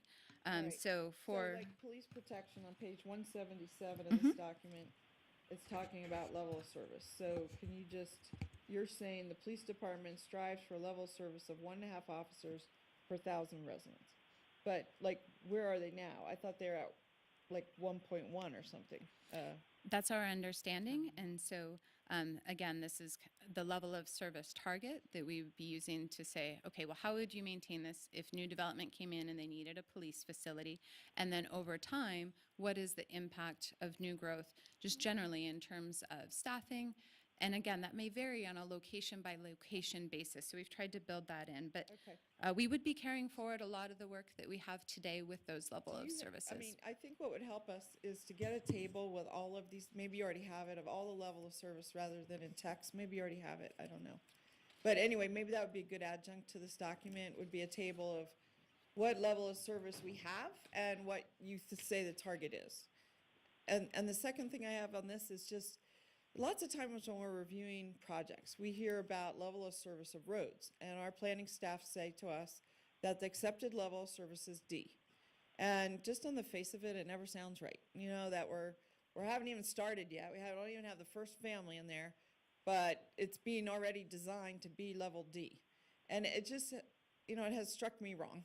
And in 1 minute, we're at level service F, you know, in a few minutes. You know, a few minutes, few years, but pretty soon. And then we're getting complaints. So I just wonder, like, on that target, is that our current target, D? Should we have it written down somewhere? And maybe we should be aspiring to have C. You know, I would like B, but I mean, I'm just trying to be realistic with the existing monies that we have. So these are just, I think that these will have a very big impact on our life and our quality of life in the city of Reno. Because I get a lot of complaints about the level of police, you know, per 1,000 right now, as an example. And we've definitely heard those same concerns from the community. We've tried to build in on the policy side of the plan a variety of different policies that relate to level of service, tracking that over time, tracking the fiscal capacity of the city as it relates to that. I think one of the things that everybody is challenged with, and especially our decision makers, this council, is that certainly we always strive to improve our level of service, but on a year-over-year basis, some things might change a little bit. We definitely know with the recession, some of our level of services went down, and we're continually trying to strive to get those up to the standards that we have in our existing plan and what we're proposing to carry forward. So certainly wanted to emphasize that we have a lot of policy built in to support this portion of the plan as well, to respond to those concerns that you've heard as well. Okay. Well, just as long as we are very cognizant, the Planning Commission and the council, of where we're at and where we're going and when we might get there, is a 20-year plan, you know, to get to level service C of roads or level service D of police, or, you know, I just think it's really easy to just say, hey, this is good, let's adopt this. But then we come back to do the budget, we go, wait a minute, level of service 1.5, well, we would have to quadruple our police budget, for example. Right. To reach that, so. Thank you. And just as a point of clarification, I think that the word target has also been specifically changed in this portion of the plan, away from standard, to note that that is what we are striving for. And I think you'll note that language very specifically in the plan as well. Thank you, Madam Mayor. And Okay, Madam all Mayor, right. just one question on the same issue. I just want to make sure that we are, You said it was like one of the most important things. So, it was the most important thing, okay. so when we're talking about level of service for example, fire, and we've got development out there with entitlements on it, do we have in our master plan where the fire stations would go for those entitled developments? And as we look at our sphere of influence and we look at where we may expand the city boundaries, have we got somewhere in our master plan where we would put new fire stations to service those spheres of influence? Because as we're moving forward with development, we need to know where that needs to be, so that we know that development has to, okay, we've reached this level, we're gonna need another fire station at this point. If they're gonna develop here, that needs to be part of their plan. The same way if we are gonna have to, if the police are gonna have to expand a substation because of the distance between the main station and the area that they're servicing, which we're getting very close to right now, have we got something in our master plan to say, this is where this is the point we're gonna have to put a substation in? And if it's not there, how do we justify telling somebody, oh, okay, we decided that today, we decided that we need it here, but when they looked at our master plan, it didn't have any indication that we were gonna need it there before that? Yeah. So we, as part of this master plan effort, are going to be carrying forward mapping that looks at specifically for police and fire, the location of our existing stations, and then contemplates the general location of where you might need a station to serve anticipated growth. Those are general locations. They shouldn't be, completely spatially locked down, just because as development comes forward, you might need to move it a little bit here and there. But we also do a more detailed review as those larger projects and development comes forward to get a sense of, okay, exactly how many units are being brought forward, what is their exact location, what's the best operational spot for a police substation, for a fire station. So we will definitely have a contemplation of the general location that future facilities are needed, but again, want to keep that kind of at that higher level and allow for the more detailed planning to come in, and then we would come back in and reflect that actual location when it's decided upon. And I'm going to ask that we kind of wrap this up so that we can continue to be effective. I also want to make sure, and I appreciate, I think there's a lot of great discussion, but we also have to be very careful about getting so into the weeds, because we can have these extremely broad conversations. I mean, we can continue to go on and on and on. We've brought you in for a reason. I think you guys have done a phenomenal job. This is not your first time, right? And you're experts at this. So we appreciate your background and expertise, but I also want to make sure that we're moving in a direction that is productive. And so I'm going to ask council members to be very brief with their comments, and let's continue to hear the presentation. I think it's important. Madam Mayor, before it goes forward, Commissioner Wieski, may I ask a question that does not have to be answered? Absolutely. Go right, Okay. go right ahead. In developments of outlying areas, Sienna, if they're not PUDs or SPAs, then how will these target numbers for services be applied? That's my question, and that can be answered later however you want to. Thank you. No problem. Okay, so moving on, transitioning into what we've heard. We've been, extensively involved in getting Planning Commission and then community input over the last week. So wanted to just kind of highlight some of the more salient points from the Planning Commission discussion on the growth and reinvestment framework. There's definitely a robust discussion about just generally, we have concurrency requirements. Sometimes they have limitations with certain amounts of roadway fundings, especially those roadways that the city isn't responsible for providing. So just acknowledging that makes it hard when we're looking at future growth. Also wanted to point out from the Planning Commission discussion that we had another piece of input regarding potentially linking the city's 7-year annexation program to voluntary annexations. This relates to policy 2.1D of the master plan, and it is excerpted as part of the growth and reinvestment framework that relates to annexation. And if you're following along in terms of your meeting packet, it's on page 172 of the growth and reinvestment framework. This is definitely a concept that is going to require more discussion. We're going to start to outline what that looks like in just a minute, but wanted to flag that was part of the Planning Commission discussion from last week. Additionally, from our community meetings, we've heard a lot of input around just needing to emphasize the balance between infill and redevelopment and greenfield development.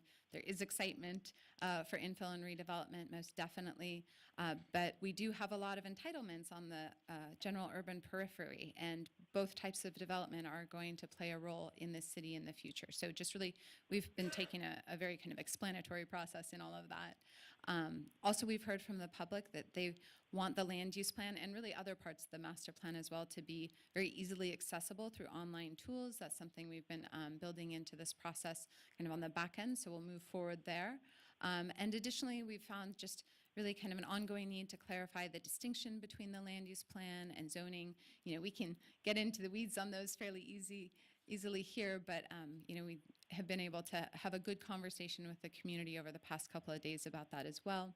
and definitely concern about what does it mean to expand facilities and services in line with growth. They want to see infrastructure keep pace with growth as well as services. Lots of questions from the development community around timing of potential zoning updates. I think that development community is looking forward to what's the next step, so we were able to give them more information there. And then also flagging that from our partners at Washoe County, what we've heard on this topic of the annexation is an interest in linking voluntary annexations to the sphere of influence. And so just to go into a little bit more detail on each of these kind of policy approaches regarding annexation. So coming out of the Planning Commission, the desire there was to have a conversation about connecting requests for voluntary annexations to our 7-year annexation program. We wanted to note that really we've just kind of had these policy approaches raised in the past week. These are substantive policy discussions, so we've done our best kind of within this last week to frame out some benefits and drawbacks for initial consideration today. General thoughts, we do acknowledge that this is a larger policy issue, might be one of those ones that's more appropriate to continue discussions on. As the adoption draft moves forward, have the Planning Commission really weigh in with a strong recommendation that moves forward to Council. So in terms of connecting to the 7-year annexation program, what this would do is really just make the city's near-term annexation priorities a little bit clearer. However, there are some potential drawbacks associated with this change. It would potentially result in less policy flexibility for voluntary annexations. Right now, voluntary annexations do not need to be in our sphere of influence, and they do not need to be in our 7-year annexation program. So as they're submitted, the city processes them, and they come straight to City Council for City Council consideration. So basically including a policy component that would guide the location of land within a 7-year annexation program is definitely building in some more steps at the front end. And so what we've tried to pose is kind of a main question to the Planning Commission, to the City Council here, is there a desire to identify and amend the annexation program to reflect those areas appropriate for voluntary annexations, and then as those annexations come forward to you, look for them to be identified in that program.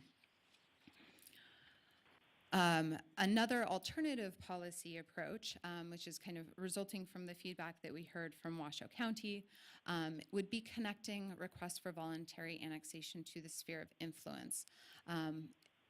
As I mentioned right now, voluntary annexations do not need to be in the sphere of influence. Some of the benefits we see associated with moving forward with such a policy approach would be going through the sphere of influence amendment process or the TMSA amendment process. The two terms are used interchangeably prior to annexation coming forward. So we'd have that regional forum. It could produce potentially less jurisdictional conflict.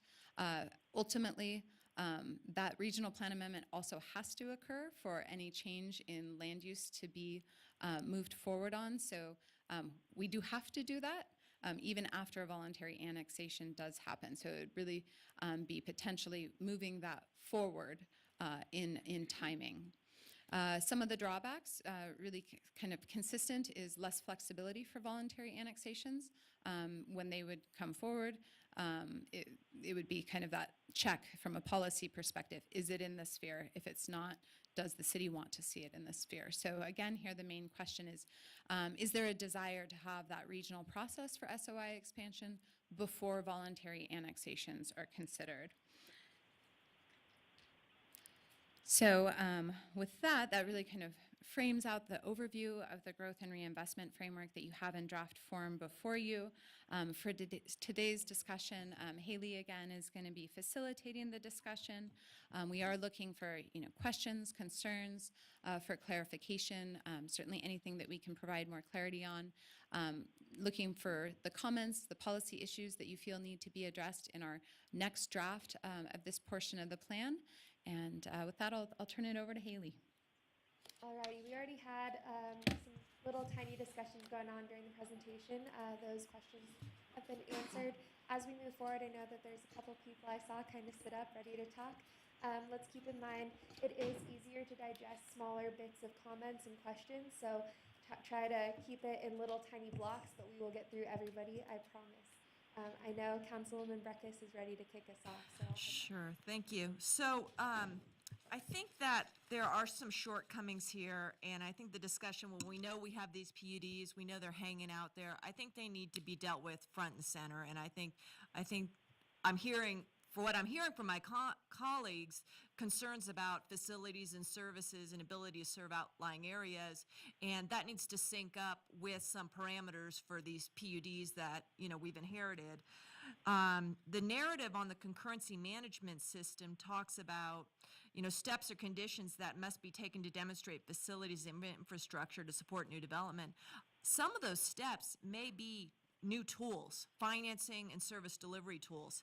Depreciation may need to be fixed for the city of Reno to open up a new master plan of 4,000 units without eroding the service levels already.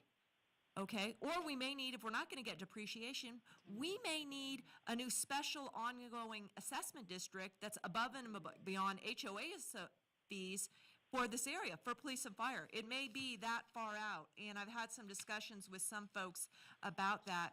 One thing I think on the PUDs that would be helpful for me is to know how each PUD and SPD, which is now special planning area, the blobs on the map, is translating. Also, are they built out? If they're built out and you've got, pink for commercial in Somerset and yellow for residential in Somerset, fine. It's 90% built out, fine. But if you have 10 that have never opened up, I want to know what they're showing. Because on the tiers for, growth areas, if they are in a tier where there's no services and infrastructure out there, why are we master planning them as single family?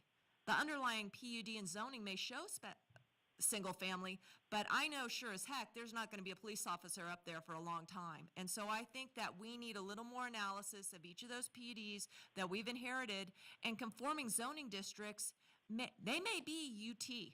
They may be end up having to be the rural reserve. Even though it's got a PUD on it for 4,000 units, it may be rural reserve land use, because the council then is knowing that we are that far off on them. And I think we need that analysis.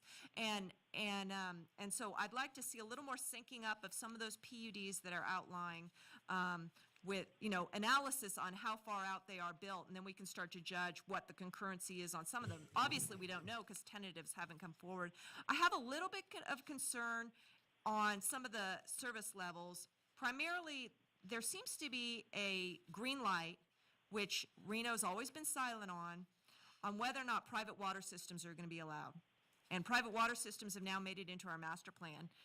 As those of us who have sat on Tumwa have seen the expansion of Tumwa taking over the Washoe County system, and I believe that came at a cost to urban ratepayers, Tumwa customers, and bringing on these substandard private water systems, of which people have designs to do.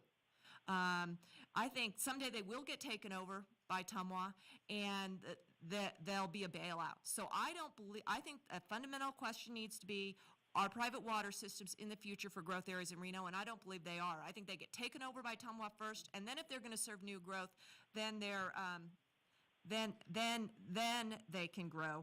I also have a little bit of issue with the transportation, local streets, regional streets dichotomy. I know a lot of people feel that we have it divided as local streets are developer role, regional streets are RTC and developer. They're all our road street network. The city, RTC, and the developer should all share on those. So I think there should be one classification for roads. Another issue that's not in here that I've struggled with in my time on the council is the role of septic tanks. And I think that there needs to be a little bit of discussion on that. I think they should be very minimally allowed in some isolated circumstances for new growth where lines aren't there, but I think there should be a very strong statement that septic systems do not have a role in the city of Reno for new growth. So let's go ahead and take that first okay. chunk. I saw And then a couple heads nodding in this direction. Thanks. So, I would just ask that for the council to remain very productive. I mean, we can go in a lot of different directions. I am going to point out, because Vice Mayor Jordan and I know the annexation issue is something I think this whole council has been frustrated with. Are you okay, Jenny?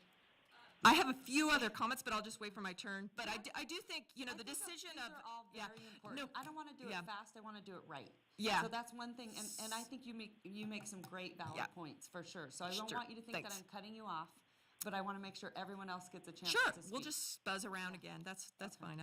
I know we're over our, we wanted to wrap this up in 2 hours. Maybe that was a little ambitious. Well, they Well, told but me I- 3. Again, Yeah, I- if it's I 3, think okay. The Aim for the stars, annexation right? conversation is really critical, right? There's some of these conversations, you make some great points about water. So I want to make sure that those are taken very seriously, because I know that we care about them a lot.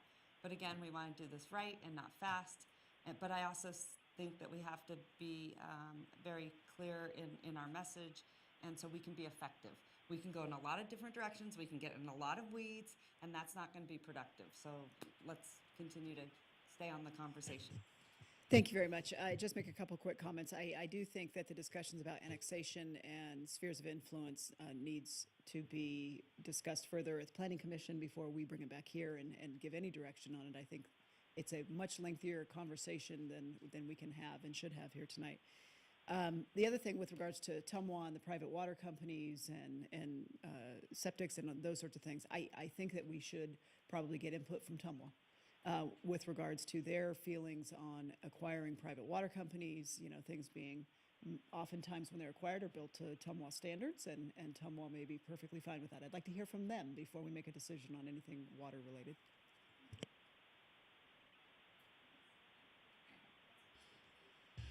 Thank you, and I think when we're talking about the water, we're talking about a new development, and if we've got a new development coming in, they need to hook up to Tumwa. We don't have them hook up to a private purveyor and create that issue where Tumwa's got to decide whether they're going to assume them or not. We don't give them an opportunity. The idea of bringing new development in and have them have their own private water company, which may fail down the road, and then Tumwa's got to come in and take them over, I don't think has very much foresight. So I 100% agree with Councilwoman Breckus on that we need to take private water companies completely out of our master plan. The couple of issues that I don't know whether we stress enough in here is annexation. We don't have an accurate financial analysis that is currently prepared when we do annexation.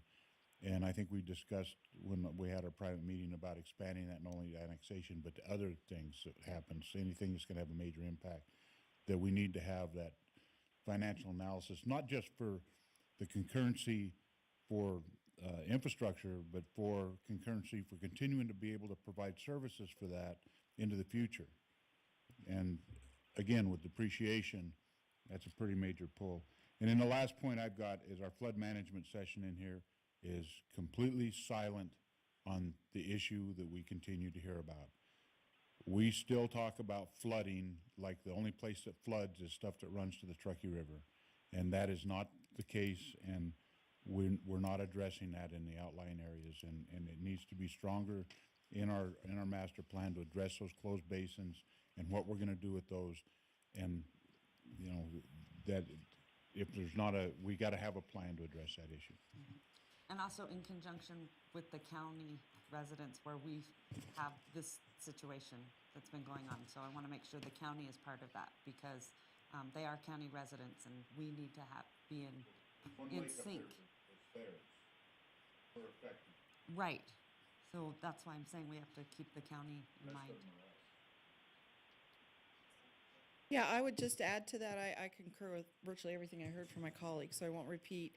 I will just add also, when we speak of flood, I'd also want to make sure we get the word stormwater in there, water quality, because we don't even really touch on that topic of water quality. And right now, there's a regional coordinating committee, and we have talked here for the last 3 years about needing a much better regional stormwater management system. And that needs to come along with the growth. We just had the experience with all of the ditches overflowing and becoming our de facto stormwater management system. Not good enough. Our staff tell us it's $100 to $200 million problem, if I have that correct, that number, a study that they did. So it's not really addressed. It needs to be part of concurrency as well. So thank you. Back to Breckus. On the table of concurrency options, I think it needs a little. Madam Mayor? Go ahead, David. Go ahead, Councilman Bobzian. If you don't mind, Councilman Beckus, I'm going to let him speak since we haven't heard from him yet, okay? I'll just take a first turn. I won't take a second.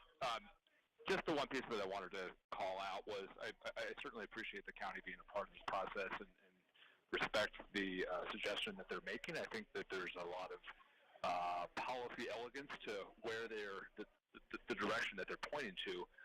My concern, though, is that the context for that discussion has to be one of concurrency, and I think it's ultimately something that we have to discuss in the master plan, or excuse me, the regional plan update.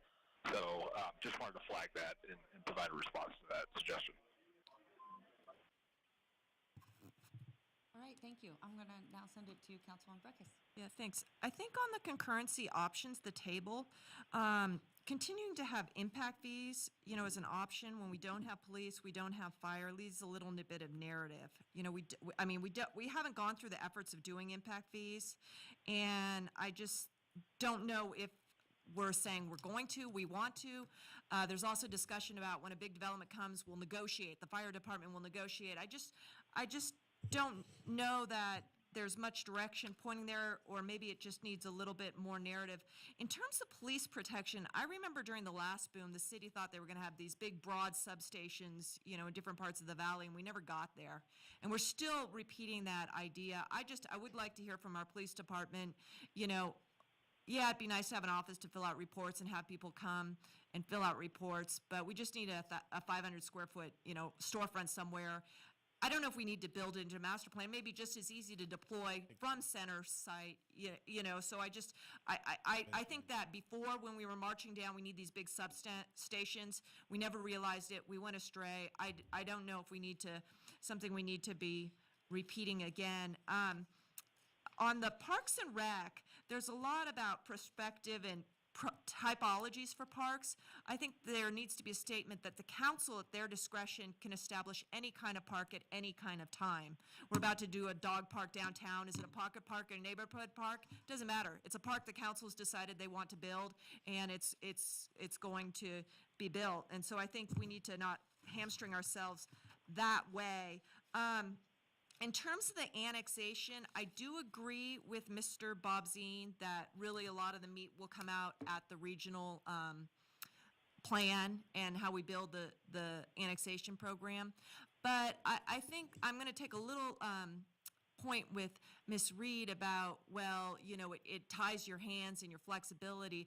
I think it gives more certainty. If we are very definitive that the game is in the 7-year plan and getting the sphere, then we won't have these people, having 4 conversations with you about their 80 acres up here, and then they come to me and they ask me about their 80 acres up there. Because we just had one come forward. Someone wanted to annex a 670, and it was like, they finally pulled back their application because they, were not getting anywhere. And I think if it's in the sphere, there's just so much more certainty to everyone, and that's better development outcomes. And so, frankly, I think 670s have gotten us in a lot of trouble, and I'd like to see the city, get away from them entirely. So, anyway, that's my comments. Thanks.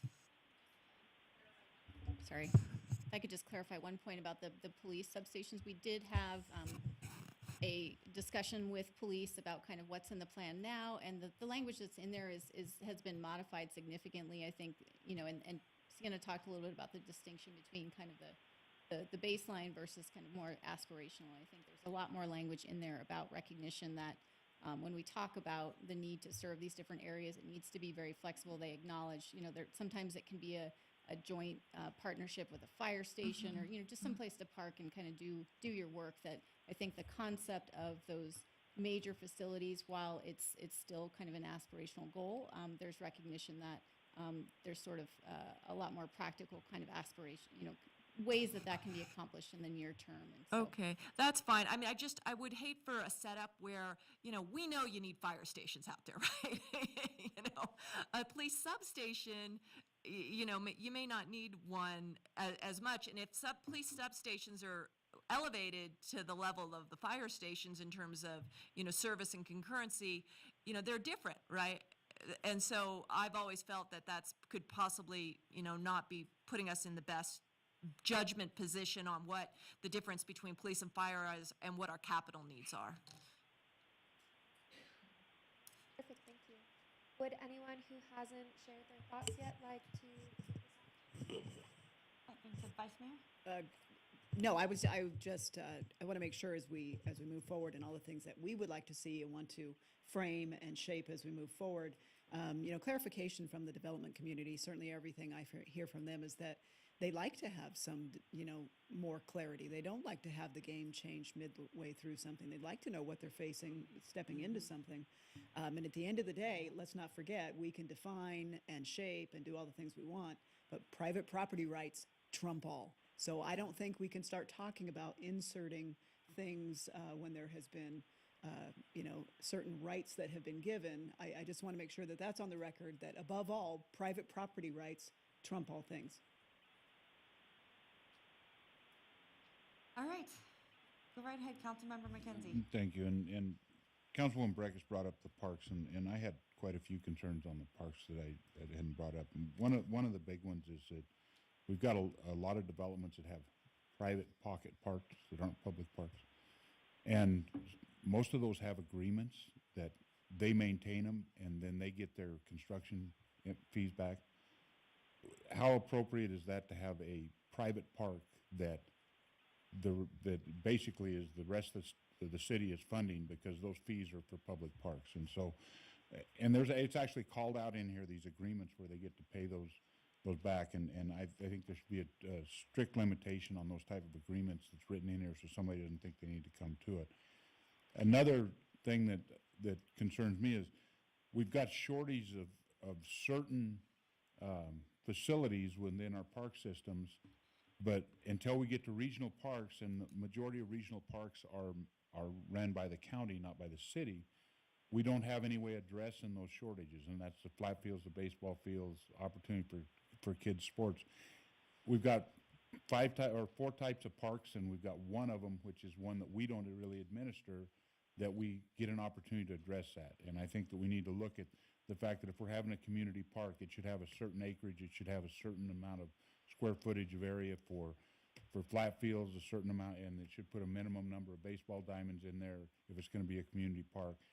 Neighborhood parks should have the flat field amenity, although it may not need to be laid out as flat fields, but have enough acreage to them that the kids in the neighborhood can use those for their sports, so that we help slowly address this shortage that we have, as we have an ever-growing demand for those fields, and we have an ever-shrinking availability of them. And then we've got development popping up that they think that the solution to parks is pocket parks. If we have a certain number of houses, we should require that they have a community park or a neighborhood park that has those flat field amenities for the kids in them. And we need to be much more restrictive on that so that we're not so far behind the 8 ball on that. And so that kids can have their sports in the area they live in. They don't have to travel to South Reno for SYFL or soccer. They don't have to play lacrosse out at Cold Springs, so that those facilities are in the neighborhoods as they grow.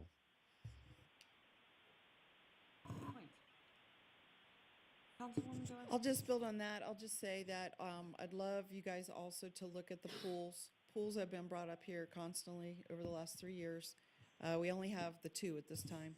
And one thing I've brought up over and over is, just to repeat, where I grew up, they had an open air pool, not a big aquatic facility, to your point, not a regional draw, but a local pool at a local elementary school. 10 for 50,000 people. That's 1 per 5,000. I mean, we have none like that I'm aware of, maybe 1. So I'd add to that too. Not just flat fields, but even small open air pools. Yeah. It's funny, I've been sitting up here, I don't know how long it's been now, but 4 years. I don't remember now. In this meeting? In this meeting. Yes, exactly, in this meeting. And here I am, I'm the one preaching, like, stay on point, let's not lose focus. But I do have to say something about this. We talk about pools. We talk about golf courses, right? And so where's the ice rink, you guys? At least we've got pools and we've got golf courses. But I have Yeah, not once it's that ever baseball said, I stadium. want you to all to know, take note, I have not once ever said, where's the ice rink? Okay? Regional facility. So At City Hall. I'm still waiting for the guys at the county to get that one coming through. But anyway, okay, stay focused. Point. Let's stay on point. Sir, would you like All right, to I speak? think I have 3 points. Yes, Okay, I would. let's stay on point. Let's get moving. Yes. Okay, good. And I just have to first say it's a privilege to be up here with Bill Thomas talking about annexation. I think the last time we talked about it was about 15 years ago. So I think the point about private property rights is a great one, because you really need to be careful at what point do those rights attach, and where in your planning system do you want to have those rights attached to property, either within the city or outside the city. So I think some of the discussion we had at the Planning Commission about annexation policy is that really drives where your growth is going to be, or where those, all of a sudden, those property rights you have to deal with. And so that's why I think it is really a good thing, and I love your suggestion about bringing that issue to Planning Commission to talk about in terms of where does annexation and how can you get annexation to promote the policies of your master plan, which I think is the key element. Concurrency, I have two things that we talked about at the Planning Commission. One was for regional roads, how do you deal with the problem about, this notion of paying an impact fee and then not having the actual project come along until substantially later, and the impact is potentially already being felt. If you're just paying a fee to an agency that you don't necessarily have a lot of control over. And I think there are suggestions from staff to talk about phasing.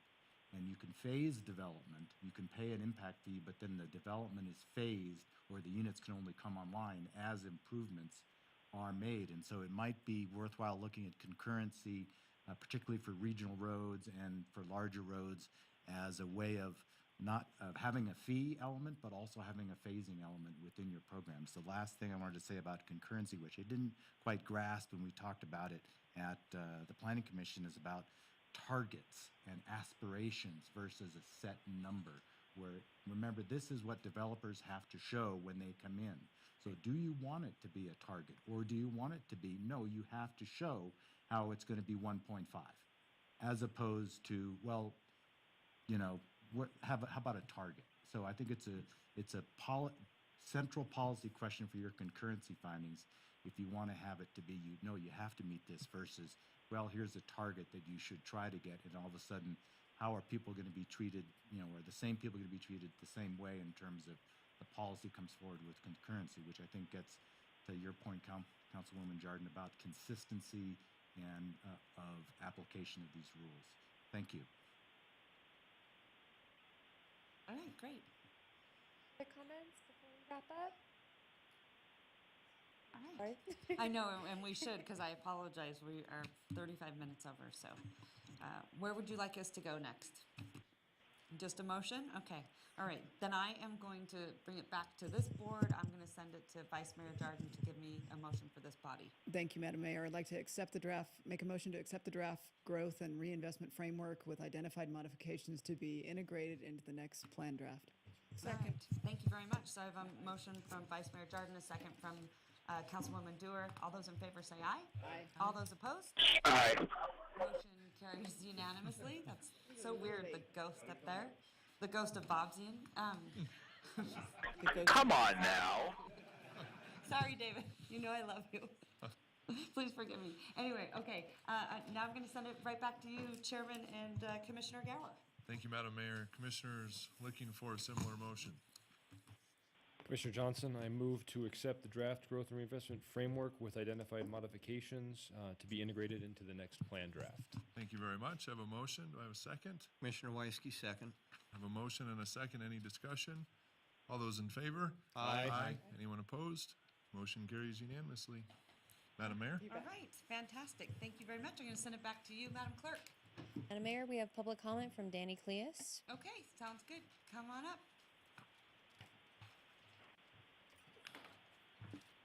I apologize. You've been sitting a long time.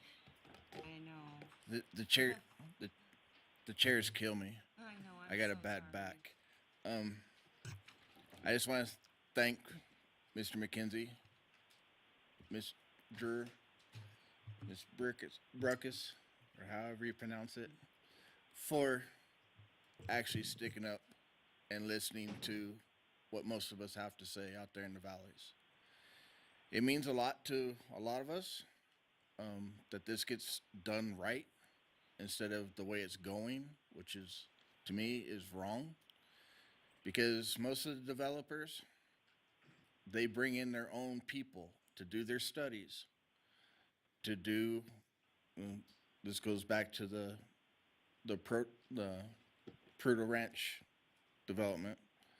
He brought in a hydrologist that didn't do anything. They didn't even know that there was 3 inlets to that property from the hills behind.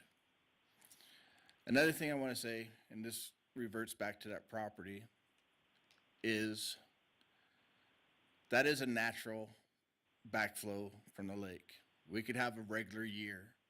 It always has water in it every winter. The property next to it, the next section in the division, it always has water in it. That is why the homes don't go all the way up to Lemon Valley Drive. They stay off 2 to 3 acres away. As far as the police and the fire, that really needs to be addressed first. Developers will say, oh, we got it covered. You don't. Back in the 70s and 80s, when I was growing up and became an adult, there was plenty of police and fire. It got cut back because recession, everybody says. It got cut back before the recession came. As the city, the state, the county, everything grows, our police force didn't grow with it again. We need that. If you go and look at North Valley's community page, Cold Springs community page, North Valley's recovery, Swan Lake recovery, all that stuff on Facebook, you'll see how frustrated people are. It's from Cold Springs to Sun Valley with the police force out there. City doesn't see it as much because most of them are here. I see more highway patrol on city streets than I do on the highway. There's a problem. It's called highway patrol for a reason. Why aren't they there? I see more people on cell phones. That law doesn't matter. They're still on them. I see people distracted driving law that you guys passed. It's all the time. Nobody gets pulled over. I see it out there instead because I have to drive through that neighborhood. There's no police out there to protect us. But if you go to those pages, you will see all the complaints, shootings, robberies, home invasions, and a lot of it doesn't get reported. And for me, I had my truck hit. And this is going to be really hard because I came out and found it hit. I called the police. They didn't want to come. They said, do an online report. 4 months later, they sent me a thing saying, oh, we need the direct address. I haven't heard anything from them since. And that was done in January. That's a problem. We need the police out there to take a report. Absolutely. Okay, I'm going to get a staff member with you because that does not sound right. So let's do that. And I appreciate your comments. I will tell you this council has been incredibly dedicated to putting more police officers out onto the streets, and we will continue. And I'm sure my colleagues, I don't have to tell you this, will probably all sound like broken records when it comes down to this next budget. But it would be incredibly helpful. You continue to come and express your concerns and your voice. It matters. But that has been our main focus every single budget cycle. And we will continue to make it our priority. I know we will. So thank you very much. I've talked to the police, and they've said we're behind 40, 70 officers. Mm-hmm. This new development is not going to all of a sudden pop up 100 more officers just for that. you gotta get the officers here first. You gotta get the fire department here first and the roads here first. Thank you. All right, thank you so much. We're also a long way away from that development. So let's just do one thing at a time. Madam Clerk, anything else? Madam Mayor, we have no further public comment All today. right, thank you. Wow. I know this is Councilmember McKenzie's favorite motion, but I want to thank everyone for being here, and I know it was long, but it's very well worth it. The city means a lot to all of us and to you, and so thank you for being part of the discussion. So I have a motion and a second. All those in favor say aye. Aye. All those opposed? Aye. Whoa, motion carries unanimously, and I'm going to send it back to Chairman Gower and Commissioner. Thank you, Madam Mayor. Make a motion to say goodnight. Okay, I wanted to thank the council for having the planning commission involved in the process. It's been a privilege for all of us to. You guys have done a to be here, tremendous so job, thank and you. thank you so much. I know that, sometimes we are challenging, we get into a lot of weeds, but you guys have done a tremendous job, and we greatly appreciate it. You really do. So, great job. All right, thank you. Good job. Have a motion, how about a second? All right. All those in favor? Aye. Good night.